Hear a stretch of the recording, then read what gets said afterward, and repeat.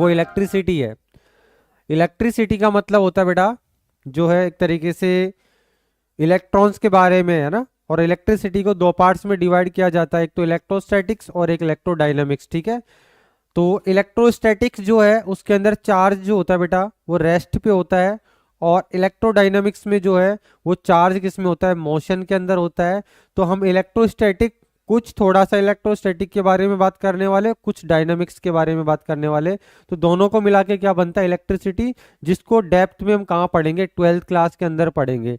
तो यहाँ पे स्टार्टिंग हो रही है आपके 10th क्लास के अंदर। तो 10th क्लास के अंदर सबसे पहले बात करने वाले हम चार्ज के बारे में। चार्ज क्या होता है बेटा, करंट जो होता है वो चार्ज की वजह से ही बनता है। जब चार्ज मोशन में होता है, जब चार्ज दौड़ता है तो क्या बनता है, करंट बनता है, जिसको हम बोलते हैं करंट, इलेक्ट्रिसिटी। लेकिन उससे पहले हम जानेंगे चार्ज के बारे में। किसके बारे में जानेंगे बेटा, चार्ज क्या होता है, ठीक है। तो चार्ज की बात करें तो there are two types of charge. Charge जो होता है बेटा दो टाइप का होता है, ठीक है। एक चार्ज होता है बेटा पॉजिटिव चार्ज होता है, और एक होता है नेगेटिव चार्ज। आपको लगेगा सर पॉजिटिव चार्ज क्या होता है और नेगेटिव चार्ज क्या होता है। आपने देखा होगा बेटा हर चीज जो होती है वो किससे मिलके बनती है, एटम से मिलके बनती है। किससे मिलती है बेटा, एटम। एटम आपने देखा होगा 9th क्लास में पढ़ा है, एटम स्पेरिकल हम मानते हैं।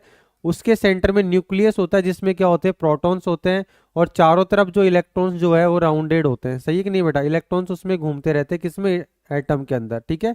मैं बताना चाह रहा हूँ चार्ज कहाँ से क्रिएट होता है, चार्ज कैसे बनता है, ठीक है। तो ये एक एटम की बात करें, अगर हमारे पास जो सोडियम एटम की बात करें जिसको हम Na से डिनोट करते हैं, सोडियम कितने नंबर पे आता है बेटा, 11 पे आता है, ठीक है। तो उसमें क्या होता है, दो इलेक्ट्रॉन जो होते हैं वो पहली सेल में होते हैं, और फिर देखा होगा 8 इलेक्ट्रॉन जो होते हैं वो दूसरे सेल में होते हैं, ठीक है। 2 और 2 4, 2 6, 7 और एक 8, ठीक है। और एक इलेक्ट्रॉन जो है लास्ट सेल में होता है। तो इसमें से इलेक्ट्रॉन जो है कहीं बाहर निकल जाता है। तो बाहर निकलेगा तो इसमें प्रोटॉन जो होते हैं कितने होते हैं, 11 प्रोटॉन होते हैं, ठीक है। कितने प्रोटॉन, ये समझने के लिए दिमाग में इसको, है ना, ये समझने के लिए मैं बता रहा हूँ, ठीक है, कि चार्ज किस तरीके से बनेगा, ठीक है। तो यहाँ पे जो है एक इलेक्ट्रॉन निकल गया बेटा, तो सोडियम के ऊपर क्या आता है, पॉजिटिव चार्ज आता है कि नहीं आता है। सोडियम जो होता है उसके ऊपर क्या होता है, पॉजिटिव चार्ज आता है। क्यों आता है बेटा, क्योंकि इसके पास 11 प्रोटॉन है और इलेक्ट्रॉन कितने, 10 ही है। तो एक प्रोटॉन क्या है, ज्यादा है, इसकी वजह से इस पे पॉजिटिव चार्ज आता है। और कई बार देखा होगा अपने पास क्लोरीन है, क्लोरीन जो है 17 पे आता है, तो उसके ऊपर एक इलेक्ट्रॉन चला गया, उसके पास जो है, उसके पास एक इलेक्ट्रॉन चला गया, तो उस पर नेगेटिव चार्ज आता है, ठीक है। तो मतलब चार्ज की बात करें तो चार्ज बनता है इलेक्ट्रॉन और प्रोटॉन की वजह से। प्रोटॉन पे जितना पॉजिटिव चार्ज होता है इलेक्ट्रॉन पे उतना ही नेगेटिव होता है, बोले तो इलेक्ट्रॉन पे जितना नेगेटिव चार्ज होता है उतना ही प्रोटॉन पे होता है, ठीक है। तो जब किसी एटम से इलेक्ट्रॉन निकल के दूसरे एटम पे चला जाएगा, तो जिस एटम पे इलेक्ट्रॉन चला गया उस पे नेगेटिव चार्ज आ जाएगा, और जिससे चला गया, जिससे गया, उस पे पॉजिटिव आएगा, ठीक है। तो यानी चार्ज जो होता है दो टाइप का होता है, पॉजिटिव और एक नेगेटिव। इतना ही समझना है, इससे ज्यादा दिमाग पे लोड नहीं लेने की जरूरत है, बाद बाकी सारा 12th में पढ़ेंगे, ठीक है। अब बात करने वाले चार्ज के बारे में, ठीक है। किसके बारे में बेटा, चार्ज के बारे में। तो चार्ज आपका पॉजिटिव नेगेटिव हो चुका है। अब चार्ज की थोड़ी सी प्रॉपर्टी के बारे में जान लेते हैं, ठीक है।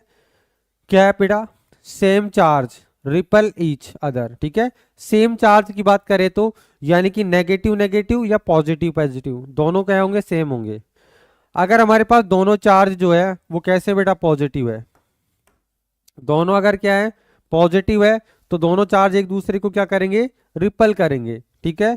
अगर दोनों ही नेगेटिव है तब भी एक दूसरे को रिपल करेंगे, और अगर एक पॉजिटिव है और एक नेगेटिव है तो वो क्या करेगा, एक दूसरे को क्या करेगा बेटा, अट्रैक्ट करेगा। मतलब हमने ऐसे मान लिया कि एक चार्ज ऐसे फील करने के लिए, ठीक है।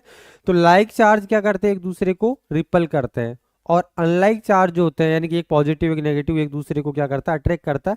ये भी आपके टॉपिक में नहीं है, आपके चैप्टर में नहीं है, लेकिन समझने के लिए था तो मैंने इसको थोड़ा सा समझा दिया कि चार्ज क्या होता है मेनली। अब हमारे पास जो याद रखने की बात है वो यहाँ है कि चार्ज जो होता है बेटा उसका ऐसा यूनिट क्या होता है, ठीक है। तो यहां पे ध्यान से देखो बेटा, ऐसा यूनिट ऑफ चार्ज, इसको याद रखना दिमाग के अंदर।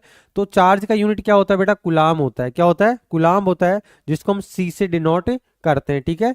चार्ज का जो यूनिट होता है वो कुलाम होता है। चार्ज की बात करें तो आपको पता होगा एक इलेक्ट्रॉन पे चार्ज कितना होता है, वो आगे दे रखा है, चलो ठीक है। और 1 कुलाम का मीन होता है 6.24 इंटू 10⁻18 क्या होता है, नंबर ऑफ इलेक्ट्रॉन होता है। यानी एक कूलाम, अगर आपसे बोल दिया जाए एक कूलाम चार्ज क्या होगा, तो आप कह सकते हो कि 6.24 इंटू 10⁻18 इलेक्ट्रॉन्स को अगर एक साथ मिला दिया जाए, एक साथ ले आए, तो एक कूलाम चार्ज क्रिएट होगा। और एक इलेक्ट्रॉन पे charge, an electron has the negative charge of 1.6 into 10⁻⁻19। इसका मतलब यहाँ पे ये है, यानी एक कूलाम पे जो है,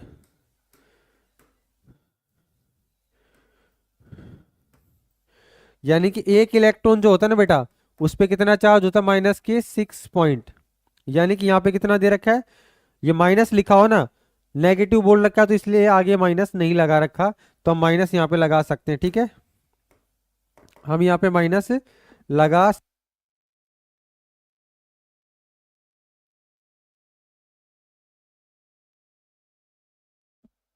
रुक जा,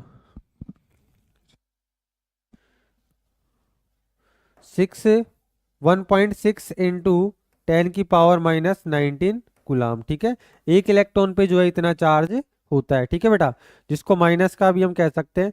अब ये जो वैल्यू है, ये जो 6.24 इंटू 10⁻18 जो है इलेक्ट्रॉन जो होते हैं वो 1 कूलाम चार्ज के अंदर होते हैं। एक आपकी बुक के अंदर इंडेक्स का क्वेश्चन दे रखा है। ठीक है, तो यहाँ पे हमने नोट्स में डायरेक्ट लिख दिया कि वहां पे क्वेश्चन में क्या है कि 1 कूलाम जो है, 1 कूलाम जो चार्ज है उसके अंदर कितने इलेक्ट्रॉन्स होते हैं।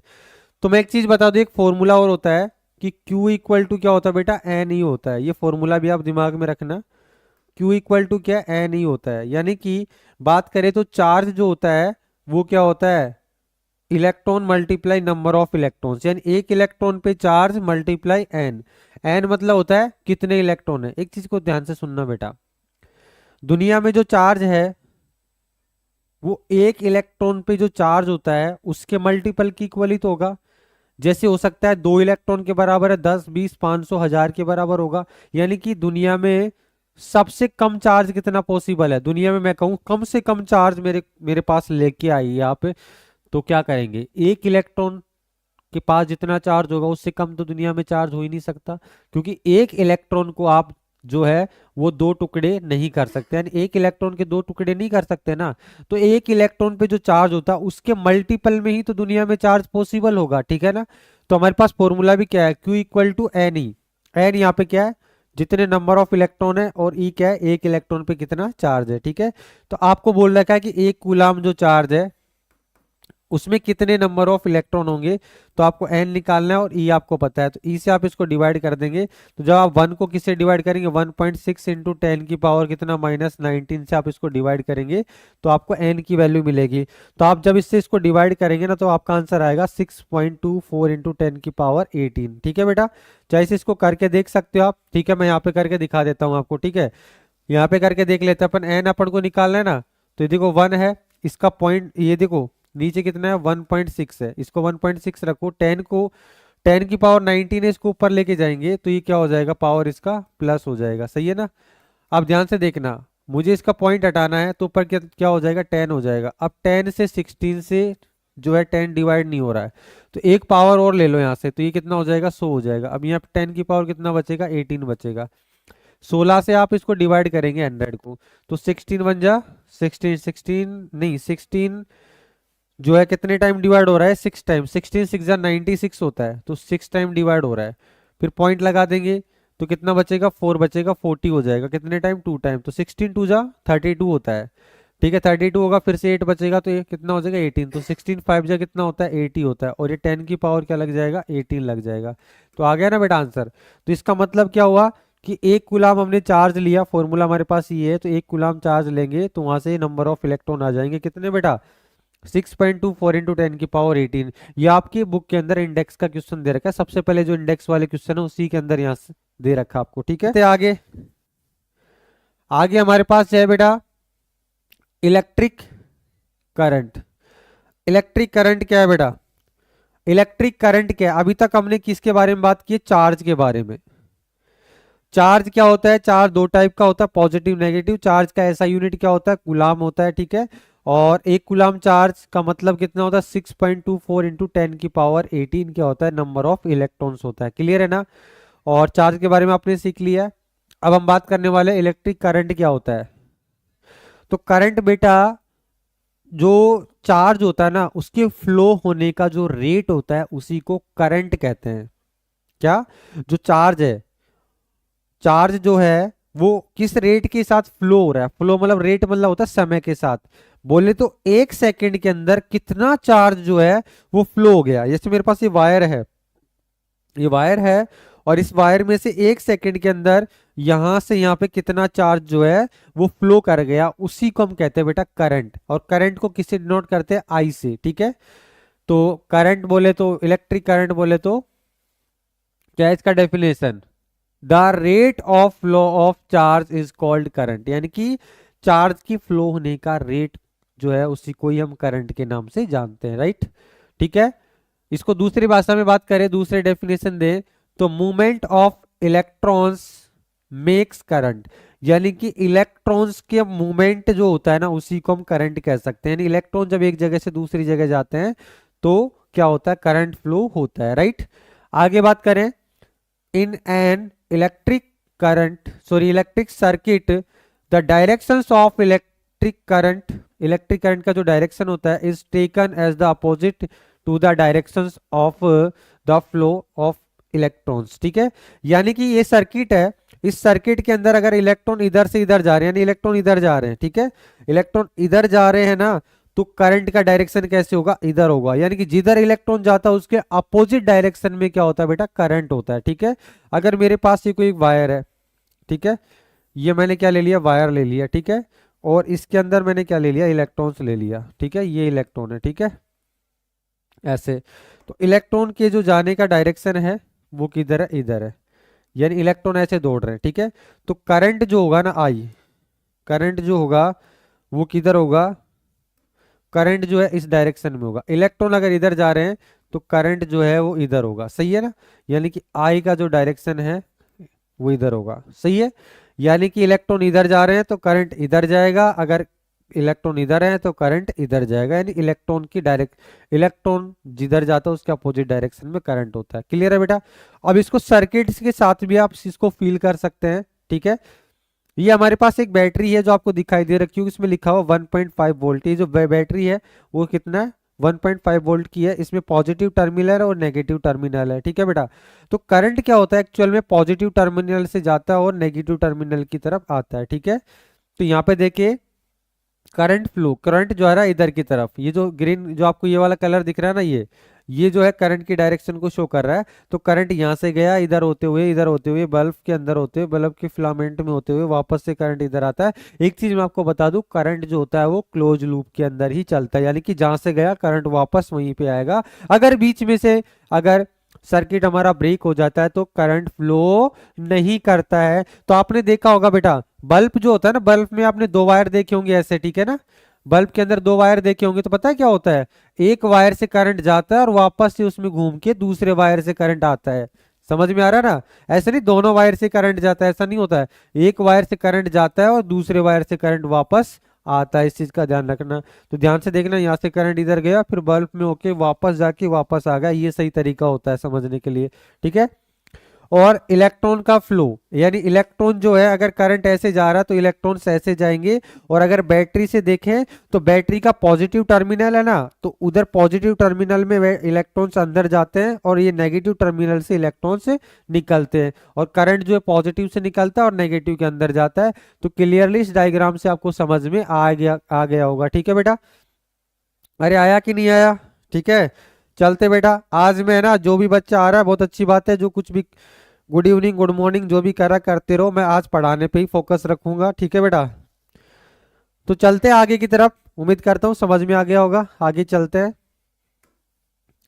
आगे हमारे पास है बेटा, आगे क्या है, आगे हमारे पास the unit of electric current is ampere. ठीक है, यानी कि ऐसा यूनिट की बात करें तो, है ना, क्या बेटा, ऐसा यूनिट, ऐसा ही कर लेना इसको। ठीक है, द ऐसा unit of electric current is ampere. यानी कि करंट जो होता है ना बेटा, करंट जो होता है उसको हम किससे डिनोट करते हैं, करंट जो होता है उसको हम किससे डिनोट करते हैं बेटा, एम्पियर से डिनोट करते हैं, जिसको कैपिटल ए से हम लिखते हैं ना। करंट जो कि भाई किस किस हिसाब से जो है वो करंट फ्लो हो रहा है, ठीक है।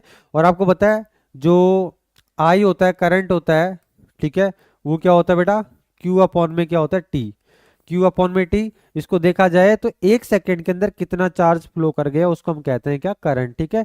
तो अगली डेफिनेशन में यही दे रखा हमारे पास कि आई इक्वल टू क्या दे रखा है बेटा, आई इक्वल टू क्या होता है, क्यू अपॉन में टी। दिखाई दे रहा है ना आपको सही से, आई इक्वल टू जो है यहाँ से देख लेना, I equal to Q upon में टी होता है। वेयर आई जो होता है वो करंट होता है, क्यू हमारे पास क्या होता है, जो चार्ज होता है, और टी जो है यहाँ पे जो है वो टाइम होता है। टाइम बोले तो एक सेकंड के अंदर या जितना भी आपको टाइम दे रखा है। जैसे जैसे यहाँ पे जो है, यहाँ पे किसको बिठाएं भैया, ठीक है, यहाँ पे किसको बिठाएं, जो सबसे लेट आया उसी को बिठा देता हूं मैं, अरमान को बिठा देता हूं, ठीक है, अरमान को बिठा दिया। और यहाँ पे क्या है, यहाँ पे जो एक वायर है, वायर में इलेक्ट्रॉन्स यहाँ से ऐसे फ्लो कर रहे हैं, ठीक है, इलेक्ट्रॉन्स इधर की तरफ जाएगा तो करंट इधर जाएगा। अरमान से बोल दिया जाए कि बेटा ध्यान रखना कि एक सेकंड के अंदर कितने इलेक्ट्रॉन इधर से उधर चले जाएंगे, तो अरमान अपनी आंखों को ऐसे अच्छे से खोल के और चेक कर रहा है, ठीक है। और इसकी आंखें जो होती है वो एकदम माइक्रोस्कोप से खतरनाक है। तो ये चेक कर रहा है कि एक सेकंड में कितने इलेक्ट्रॉन चले गए, तो एक सेकंड के अंदर जितने इलेक्ट्रॉन मतलब जाएंगे उसको हम क्या कहेंगे, चार्ज कहेंगे। तो उसको ऊपर लेंगे और नीचे टाइम लेंगे तो हमारे पास क्या आ जाएगा, आई आ जाएगा। आई बोले तो करंट आएगा, जिसको हम किस में डिनोट करेंगे, एम्पियर के अंदर करेंगे। अब अगर दूसरे तरीके से देखा जाए कि यहाँ से अगर हमने टाइम लगा दिया 10 सेकेंड, अगर हमारे पास टाइम कितना है 10 सेकेंड, अरमान बोल रहा है कि सर 10 सेकेंड के अंदर है ना, यहाँ से जो चार्ज है वो कितना हो गया, कितना हो गया। चार्ज को किससे किस में मेजर करते हैं, कूलाम के अंदर करते हैं। ये कह रहा है सर 100 कूलाम जो है यहाँ से जो चार्ज जो है वो फ्लो कर गया, तो बताइए करंट क्या होगा, ठीक है। तो मेरे से अरमान पूछ रहा है कि सर बताओ करंट क्या होगा, ठीक है। तो मैं निकाल रहा हूँ भाई, आई इक्वल टू मैं जानता हूँ फॉर्मूला, क्यू अपॉन में टी। क्यू हमारे पास कितना आ गया, 100 कूलाम आ गया, और टी हमारे पास कितना आ गया, 10 सेकेंड आ गया। 10 से मैंने इसको डिवाइड कर दिया तो आई इक्वल टू कितना आएगा, 10 एम्पियर। तो हमारे पास जो है आई यानी करंट को किस में मेजर करते हैं, एम्पियर के अंदर करते हैं, तो कितना आ जाएगा, 10 एम्पियर आएगा। इसलिए हमारे पास बोले तो जो है ऐसा unit of electric current is क्या होता है, एम्पियर होता है, ठीक है। तो हम उसको एम्पियर में क्या करेंगे, लिखेंगे, ठीक है।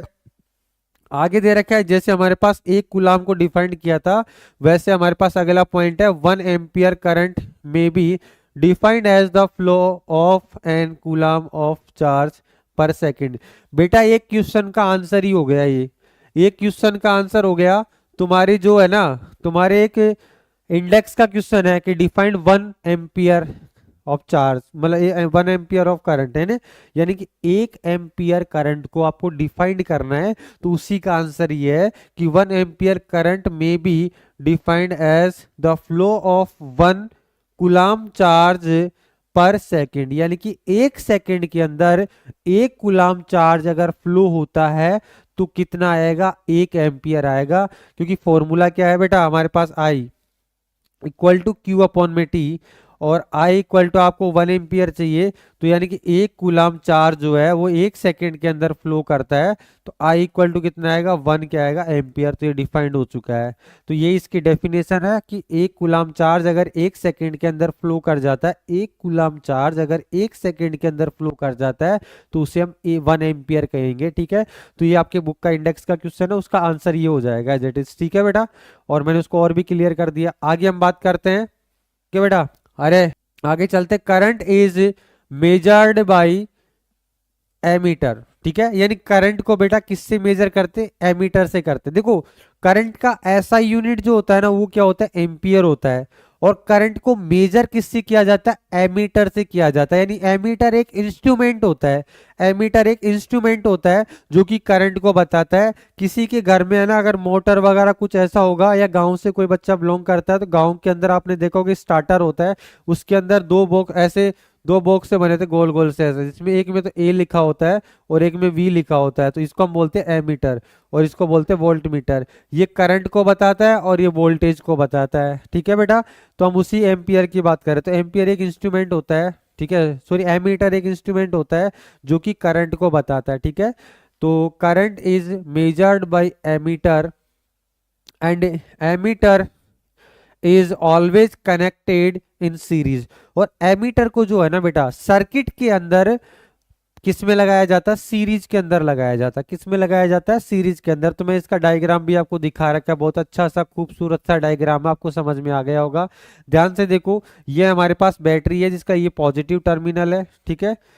ये पॉजिटिव टर्मिनल आपको नजर आ रहा होगा, ये नेगेटिव टर्मिनल है, ठीक है। पॉजिटिव है तो इसका मतलब करंट जो है ऐसे जाएगा, ठीक है, इधर होते हुए। तो यहाँ पे इधर होते हुए करंट वापस इसमें आ जाएगा। तो ये एमीटर है। एमीटर जो है ना करंट को खर्च नहीं करता है, ये बताता है कि यहाँ से कितना करंट यहाँ फ्लो, मतलब कितना चार्ज यहाँ से फ्लो कर गया। यानी कि जो अरमान का काम था वो एमीटर कर रहा है अभी हमारे पास, ठीक है। अरमान फिर भी गलत बात बता सकता है, लेकिन ये एकदम एग्जैक्ट बताएगा कि यहाँ से 1 सेकेंड में कितना कितना चार्ज फ्लो कर गया, ठीक है। उस हिसाब से फिर यहाँ पे हमारे पास क्या आएगा, करंट आएगा, जिसको एम्पियर से एमीटर बताएगा भाई कितने एम्पियर यहाँ से करंट फ्लो हो रहा है, ठीक है। और ये बल्ब में जाएगा, बल्ब जलेगा और वापस से करंट बैटरी के अंदर आएगा, क्योंकि क्लोज सर्किट होना चाहिए करंट फ्लो होने के लिए, ठीक है। आगे चलते बेटा, समझ में आ गया होगा। एक चीज का देखो, यहाँ से दो चीजें याद रखनी है आपको, कि एमीटर जो होता है वो किसको मेजर करता है, करंट को, सही है। दूसरी बात याद रखनी, एमीटर को कैसे कनेक्ट करते हैं, सीरीज में करते हैं। ठीक है बेटा, इतना बहुत है, आगे चलते हैं। आगे हमारे पास है इलेक्ट्रिक सर्किट क्या है, जिसकी बार बार मैं भी कई बार बात कर चुका हूं। इलेक्ट्रिक सर्किट क्या है, सर्किट मतलब एक पूरा जो है पूरा जुगाड़ जिसमें करंट फ्लो होता है। एक बैटरी होती है, ठीक है, एक बल्ब होता है, एक क्या होता है, स्विच होता है। यहाँ स्विच लिखा हुआ है, जैसे अपने घर में स्विच होता है ना, वो है, ये वायर है, ठीक है। तो मैं एक बार थोड़ा सा डेफिनेशंस की बात करता हूँ, फिर इस सर्किट को मैं आपको समझा दूंगा, ठीक है। तो देखो बेटा, ये ऐसे डायग्राम मैं इसलिए लेके आया हूं ताकि आपको एकदम फील हो जाए कि किस तरीके से एक्चुअल में ये प्रैक्टिकली आपको लग रहा होगा कि हाँ सही में ऐसे होता है, ठीक है। तो देखते हैं, electric circuit, the close path of an electric current is called electric circuit. यानी कि बात करें बेटा क्लोज पाथ, क्लोज पाथ का मतलब होता है ये हमारे पास एक सेल है, ठीक है, ये क्या है, ठीक है, ड्राई सेल बोले तो अपना जो है ना घर में रिमोट वाले एरिया जो सेल होते हैं, तो एक सेल है, सेल का ये पॉजिटिव टर्मिनल है, ये क्या बेटा पॉजिटिव होता है, ये नेगेटिव होता है, यानी ब्लैक, और ये दे रखा है। तो यहाँ से करंट कैसे जाएगा, ऐसे जाएगा और इसमें जाते हुए वापस ऐसे आ जाएगा। तो देखो यहाँ से गया और वापस सेल के अंदर आ गया, तो इसको बोलते हैं क्लोज सर्किट, है ना। जब तक ये क्लोज नहीं है तब तक इसमें करंट फ्लो नहीं होगा। यहाँ पे स्विच लगा हुआ है, स्विच अगर अपने पास ऑफ है, देखो ये जो ऑफ भी हो सकता है और ये ऑन भी हो सकता है, ठीक है। ऑफ ऑन हो सकता है, ऑफ ऊपर दबाने से होगा और नीचे दबाने से ऑन हो जाएगा, ठीक है। तो यहाँ पे दोनों ही ऑप्शन है। जब हम इसको ऑफ करते हैं तो इस सर्किट क्या होता है, ब्रेक हो जाता है। हो सकता है ये जो वायर है ना ऊपर से आ रहा नीचे वाला एक दूसरे से क्या हो जाते हैं डिस्कनेक्ट हो जाते हैं। और ऑन में क्या होता है, ऊपर वाला नीचे वाले से जुड़ जाता है, तो एक क्लोज सर्किट बन जाता है जिससे करंट इसमें फ्लो होने लगता है, ठीक है। तो क्या है, इसको एक बार पढ़ लेते हैं हम। क्या है, if the circuit is broken anywhere the current stop flowing. यानी कि जब हमारे पास सर्किट जो होता है वो ब्रेक हो जाता है, बोले तो टूट जाता है, ठीक है, तो इसमें करंट होना, जो करंट जो फ्लो हो रहा है वो रुक जाता है, ठीक है। आगे देखते हैं, electricity, electricity flow in the circuit from the positive terminal of the cell to the negative terminal of the cell. यानी बोला जाए तो करंट जो होता है ना बेटा, वो जो सेल होता है उसके पॉजिटिव टर्मिनल से स्टार्ट होता है और नेगेटिव टर्मिनल की तरफ आता है। यानी कि पॉजिटिव टर्मिनल से करंट फ्लो होते हुए नेगेटिव टर्मिनल की तरफ करंट आता है। तो क्लियरली समझ में आ गया होगा। तो चलते फिर आगे की तरफ, ठीक है बेटा, चलते आगे। आगे हमारे पास जो है इलेक्ट्रिक पोटेंशियल। इलेक्ट्रिक पोटेंशियल क्या होता है, सिंपल सी बात है। इलेक्ट्रिक पोटेंशियल क्या होता है, अभी हमने जो सेल देखा था ना, वो जो सेल आपके पास बना हुआ था ऐसे, ठीक है, ये सेल हमने ले लिया, ठीक है, ये जो सेल था ऐसे, इधर हमने क्या ले लिया, पॉजिटिव, इसमें ले लिया नेगेटिव, ठीक है बेटा। तो एक्चुअल में क्या होता है, इधर जो है वो पॉजिटिव पॉजिटिव पॉजिटिव हो गया, इधर क्या हो गया, नेगेटिव नेगेटिव नेगेटिव, और इसमें पॉजिटिव पॉजिटिव पॉजिटिव, ठीक है। तो यहाँ पे जो है, यहाँ पे देखा जाए तो क्या होता है, ये इलेक्ट्रॉन जो होते हैं ना वो इधर की तरफ दौड़ते हैं ऐसे, ये नेगेटिव, यहाँ पे नेगेटिव मतलब इलेक्ट्रॉन्स है, तो इलेक्ट्रॉन दौड़ के कहाँ जाएंगे, इधर की तरफ। तो करंट कैसे दौड़ेगा, इधर की तरफ दौड़ेगा, सही है ना, क्योंकि यहाँ पे इतने इलेक्ट्रॉन्स काफी ज्यादा है। तो हम क्या करते हैं, सेल में एक बीच में एक पट्टी होती है बीच में, तो ये पॉजिटिव चार्ज इधर इकट्ठा होता है, नेगेटिव इकट्ठा होता है, तो इलेक्ट्रॉन इधर से दौड़ के इधर जाते हैं। तो क्यों दौड़ते हैं, क्योंकि इनके अंदर पोटेंशियल डिफरेंस होता है, ठीक है। तो पोटेंशियल डिफरेंस कितना है, जैसे मान लीजिए यहाँ पे क्या है, पोटेंशियल 0 है, और यहाँ पे पोटेंशियल कितना है, 10 वोल्ट है, और यहाँ पे कितना 0 वोल्ट है, यहाँ पे कितना है 0 वोल्ट है। यहाँ पोटेंशियल इधर की तरफ कितना 0 वोल्ट है, इधर 10 है, तो इनका डिफरेंस कितना हो जाएगा, 10 वोल्ट हो जाएगा, ठीक है। तो जितना ज्यादा बैटरी में पोटेंशियल डिफरेंस होता है उतनी ज्यादा वो वोल्ट की बैटरी होती है। जैसे आपसे बोल दिया जाए कि कोई बैटरी जो है 6 वोल्ट की है, तो बेटा 6 वोल्ट का मतलब होता है कि एक तरफ उसका कितना है, जैसे एक टर्मिनल पे जो वोल्टेज है वो 6 वोल्ट है, दूसरी तरफ 0 वोल्ट है, तो इसका पोटेंशियल डिफरेंस जो होता है ना, पोटेंशियल डिफरेंस जो है वो कितना आएगा, 6 वोल्ट। तो इसकी बैटरी जो होती है वो अपन ले बोलते हैं ना कि 6 वोल्ट की बैटरी है, तो एक्चुअल में वो पोटेंशियल डिफरेंस होता है। अगर अगर हम देखें, क्या देखें भैया, अगर दोनों तरफ इधर भी 6 वोल्ट है और इधर भी 6 वोल्ट है, तो पोटेंशियल डिफरेंस क्या आ जाएगा, 0। तो पोटेंशियल डिफरेंस 0 आएगा तो इसमें करंट फ्लो नहीं होगा। जितना वोल्टेज इधर है उतना वोल्टेज इधर है, तो करंट कैसे फ्लो करेगा। देखो बेटा सीधी सी बात ऐसी है, सीधी सी बात ऐसी है, मेरे पास एक कप है, ठीक है, मेरे पास एक कप है, देखो सीडीसी का कप है, ठीक है, और इसके अंदर पानी भरा हुआ है, और एक दूसरा कप मैं इधर ले आता हूँ, ठीक है, दूसरा कप मैं इधर लाता हूँ, अगर दो इसमें पानी जितना भरा हुआ है दूसरे में उतना भरा हुआ है, दोनों में छेद करके मैं लगा देता हूँ, तो पानी इधर से उधर जाएगा क्या, नहीं जाएगा। और इसमें पानी का लेवल ज्यादा है, दूसरे में पानी कम है, तो पानी इधर से इधर वाले में आएगा, आएगा नहीं आएगा, अगर मैंने इसको होल करके दूसरे से कनेक्ट कर दिया। क्यों, क्योंकि इसमें पानी का लेवल ज्यादा है, उसमें कम है। तो सेम वैसे पोटेंशियल डिफरेंस होता है, जिधर पोटेंशियल ज्यादा होता है जिधर कम होता है, तो ज्यादा से कम की तरफ क्या होता है, करंट फ्लो होने स्टार्ट करता है, ठीक है। तो सेम चीज वही होती है। पोटेंशियल डिफरेंस बोले तो एक तरीके का फोर्स होता है, क्या होता है बेटा, एक तरीके का फोर्स होता है, जिसको हम इलेक्ट्रोमोटिव फोर्स भी कहते हैं। क्या कहते हैं, इलेक्ट्रोमोटिव फोर्स कहते हैं। 12th क्लास में जब आप पढ़ेंगे तो पोटेंशियल डिफरेंस को एक दूसरा नाम दे दिया जाता है, इलेक्ट्रोमोटिव फोर्स, जो कि इलेक्ट्रॉन को दौड़ाने का काम करता है, ठीक है।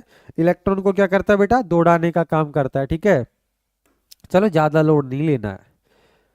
पोटेंशियल डिफरेंस सीधी सी बात है, कोई बैटरी है उस पे एक टर्मिनल दो टर्मिनल होता है, एक पॉजिटिव नेगेटिव, तो दोनों के बीच में पोटेंशियल का जो डिफरेंस होता है उसी को पोटेंशियल डिफरेंस कहते हैं, ठीक है। चलो तो देखते हैं इसमें क्या होता है। इसकी डेफिनेशन देखा जाए तो डेफिनेशन है ना काफी अलग टाइप से है, ताकि मतलब जल्दी से आप है ना समझ नहीं पाते कि यार इसमें ये वर्क कहाँ से आ चुका है, ठीक है, पर मैं फील करा दूंगा आपको। एक बात है, कैसे देखते हैं, the amount of work done, the amount of work done in bringing a unit positive charge from infinity to the infinity to that the point is called electric potential। भैया क्या है, ये डेफिनेशन को देखा जाए सही तरीके से तो 12th क्लास में आप समझ पाओगे, ठीक है। पूरा अगर इसकी बात करें तो 12th में समझ पाओगे, लेकिन मैं थोड़ा सा आपको समझा देता हूँ कैसे। इन्फिनिटी की बात करो या किसी की भी करो, यानी इसका मतलब है कि इन्फिनिटी पे कोई चार्ज है हमारे पास, कोई पॉजिटिव चार्ज है, यानी क्यू चार्ज पॉजिटिव है, ये इन्फिनिटी पे, और इसको मैं कहाँ पे लेके आ रहा हूँ, किसी पॉइंट पे लेके आ रहा हूँ, यहाँ से यहाँ तक।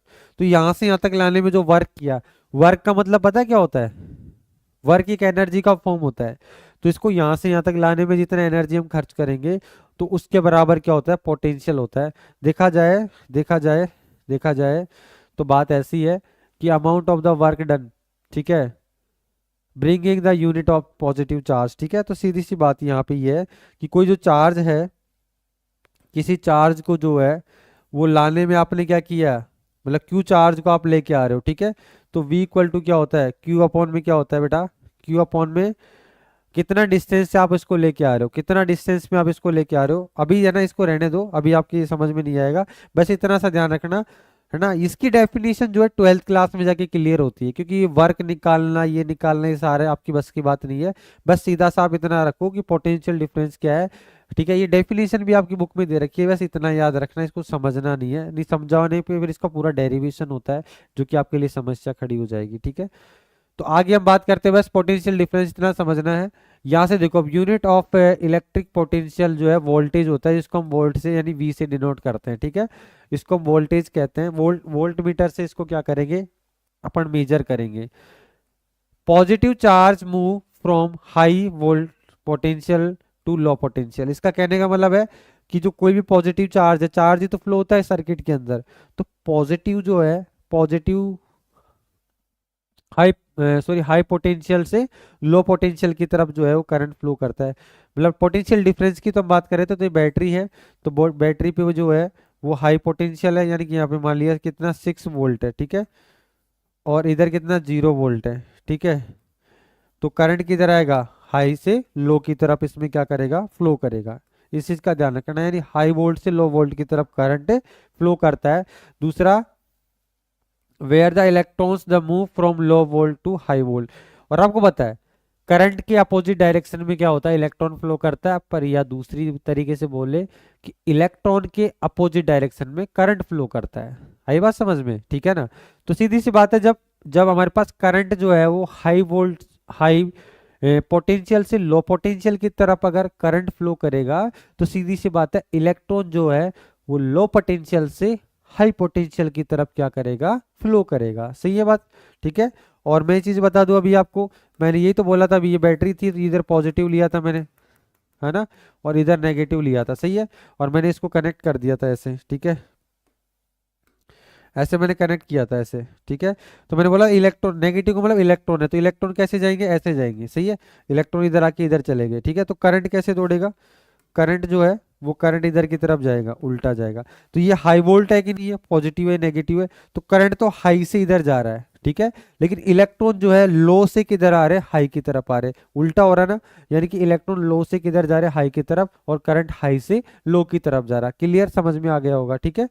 पूरा फील आ गया होगा एक तरीके से कि इलेक्ट्रॉन से कैसे चलते हैं, ठीक है। और हाँ, हो चुका है, आगे चलते हैं फिर।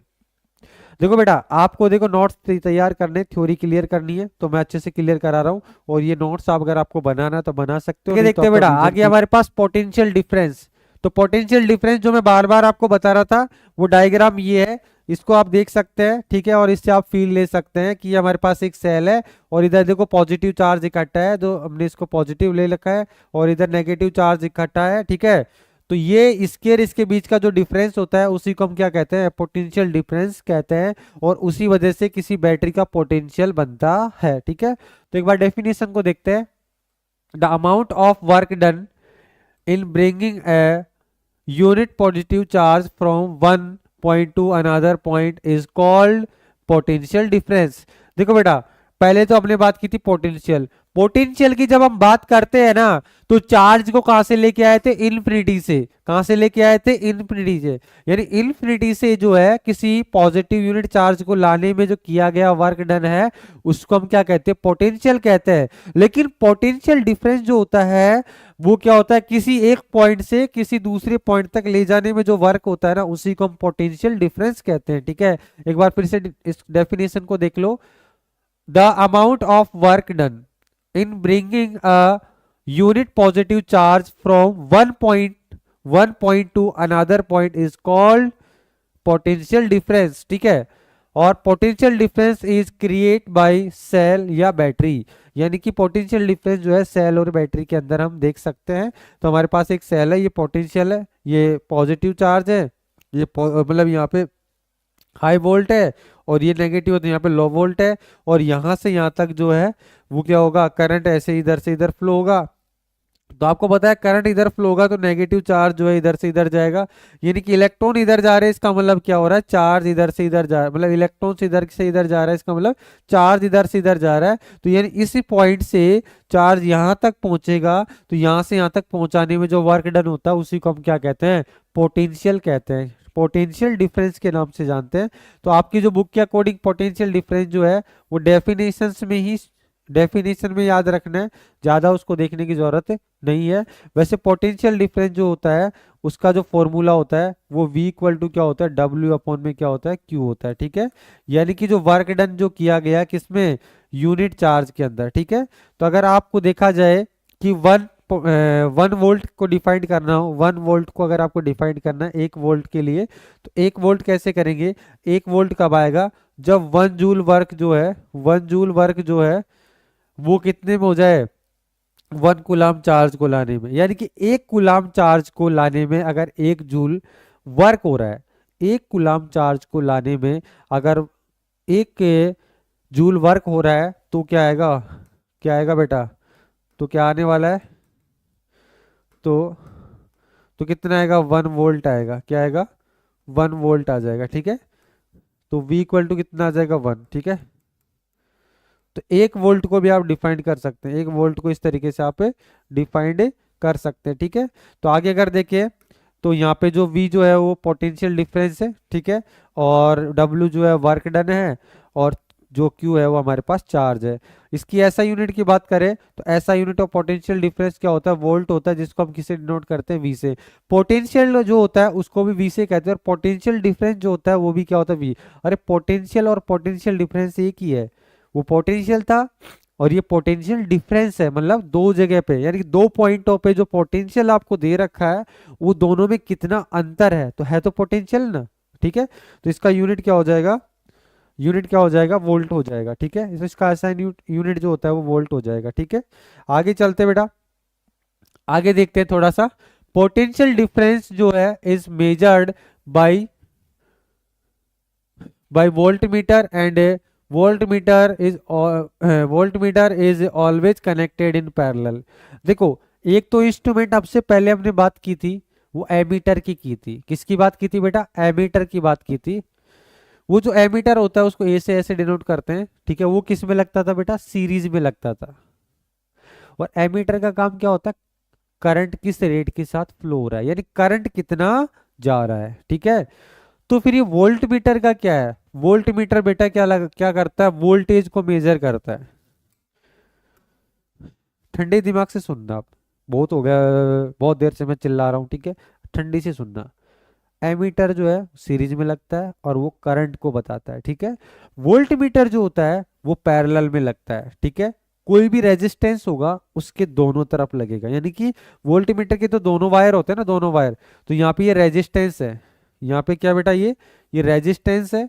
रेजिस्टेंस का सिंबल ये होता है, रेजिस्टेंस मतलब ये सिंबल का मतलब यहाँ पे या तो कोई बल्ब भी हो सकता है, जो भी आपका करंट को खर्च करने वाला हो सकता है, कोई बल्ब हो सकता है, कोई प्रेस हो सकती है, कोई आपका कूलर हो सकता है, जो भी यहाँ से कनेक्ट हो रहा है, ठीक है। तो उसके पैरेलल में हमने क्या लगा दिया, वोल्ट मीटर लगा दिया।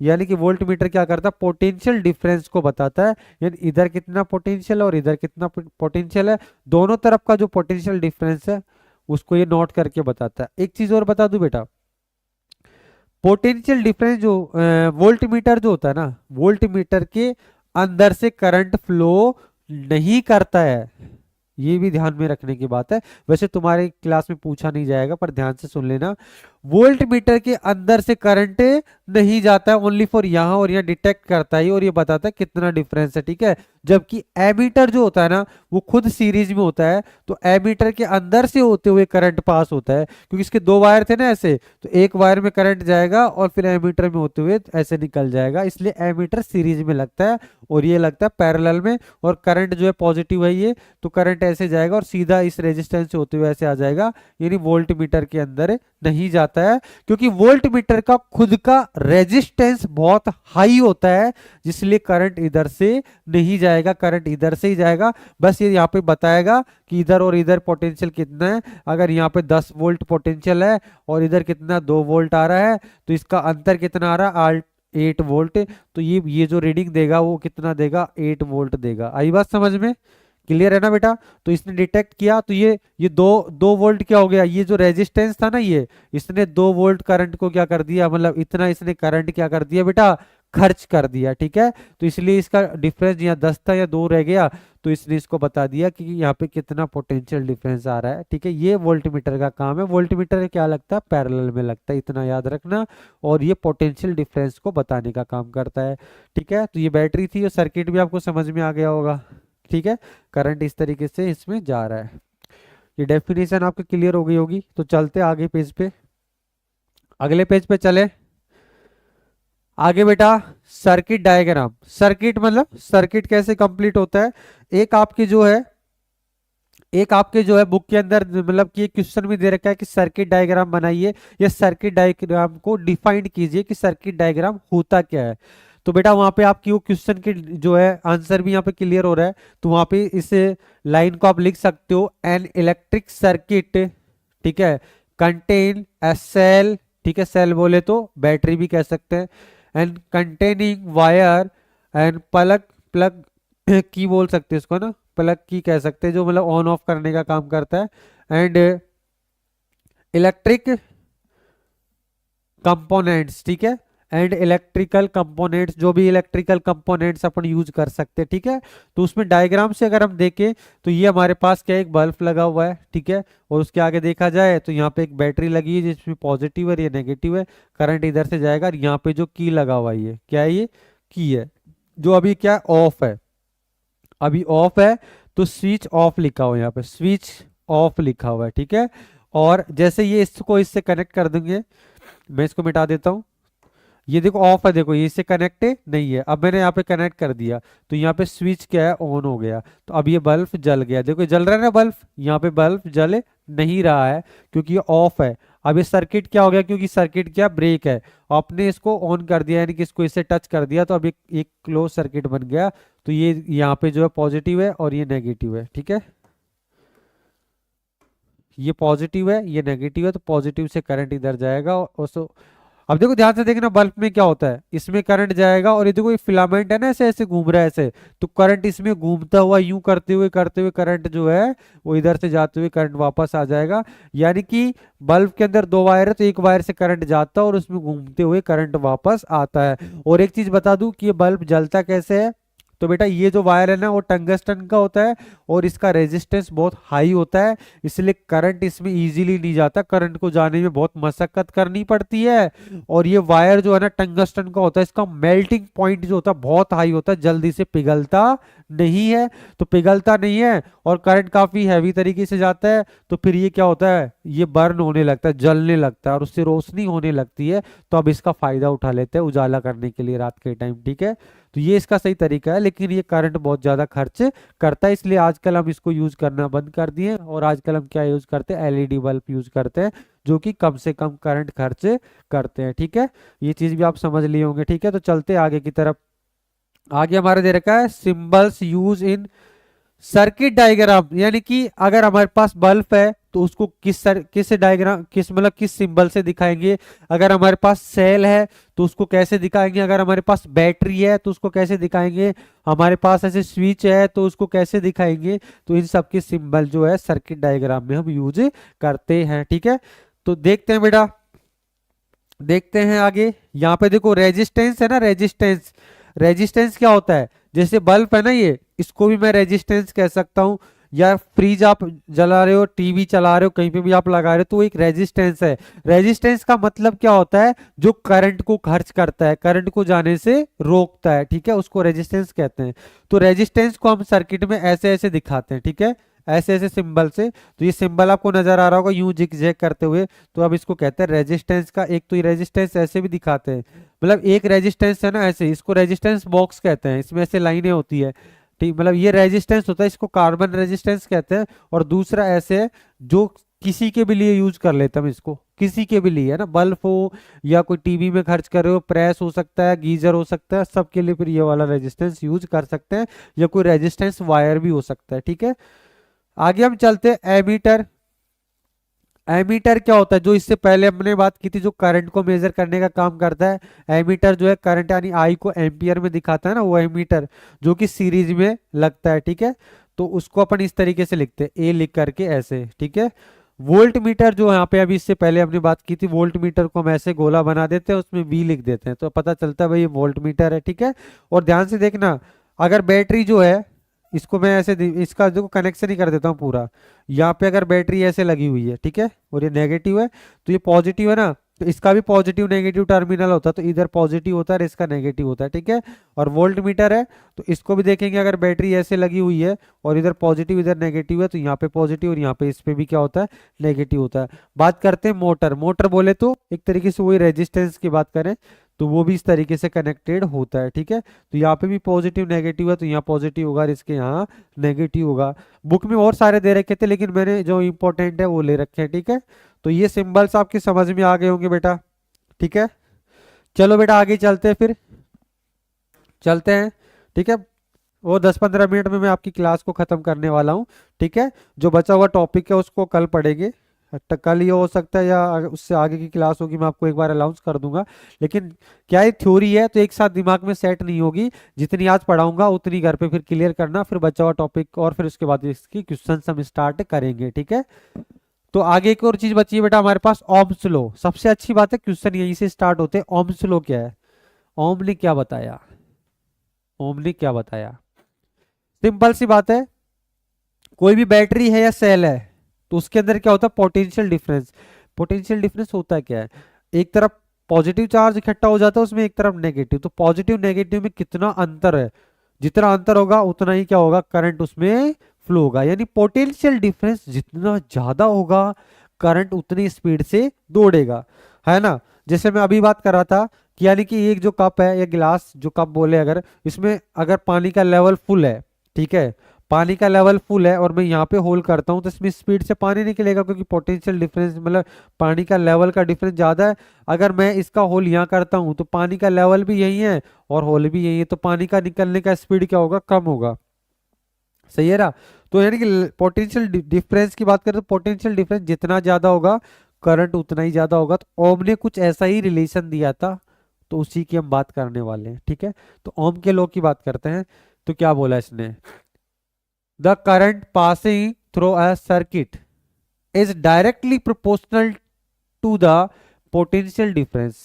पोटेंशियल डिफरेंस की बात करें तो वोल्टेज, ठीक है। और पोटेंशियल डिफरेंस तो इसको current passing through the circuit directly proportional to the potential difference. इसका इस लाइन का मतलब ये है कि करंट जो होता है किसी सर्किट में, जो करंट पास होता है ना बेटा, वो जो आई होता है वो डायरेक्टली प्रोपोर्शनल होता है किसके, वी के। यानी जितना ज्यादा वोल्टेज होगा बोले तो पोटेंशियल डिफरेंस होगा, उतना ज्यादा क्या होगा, उस सर्किट में जो करंट दौड़ेगा वो उतना ही ज्यादा दौड़ेगा। सही है।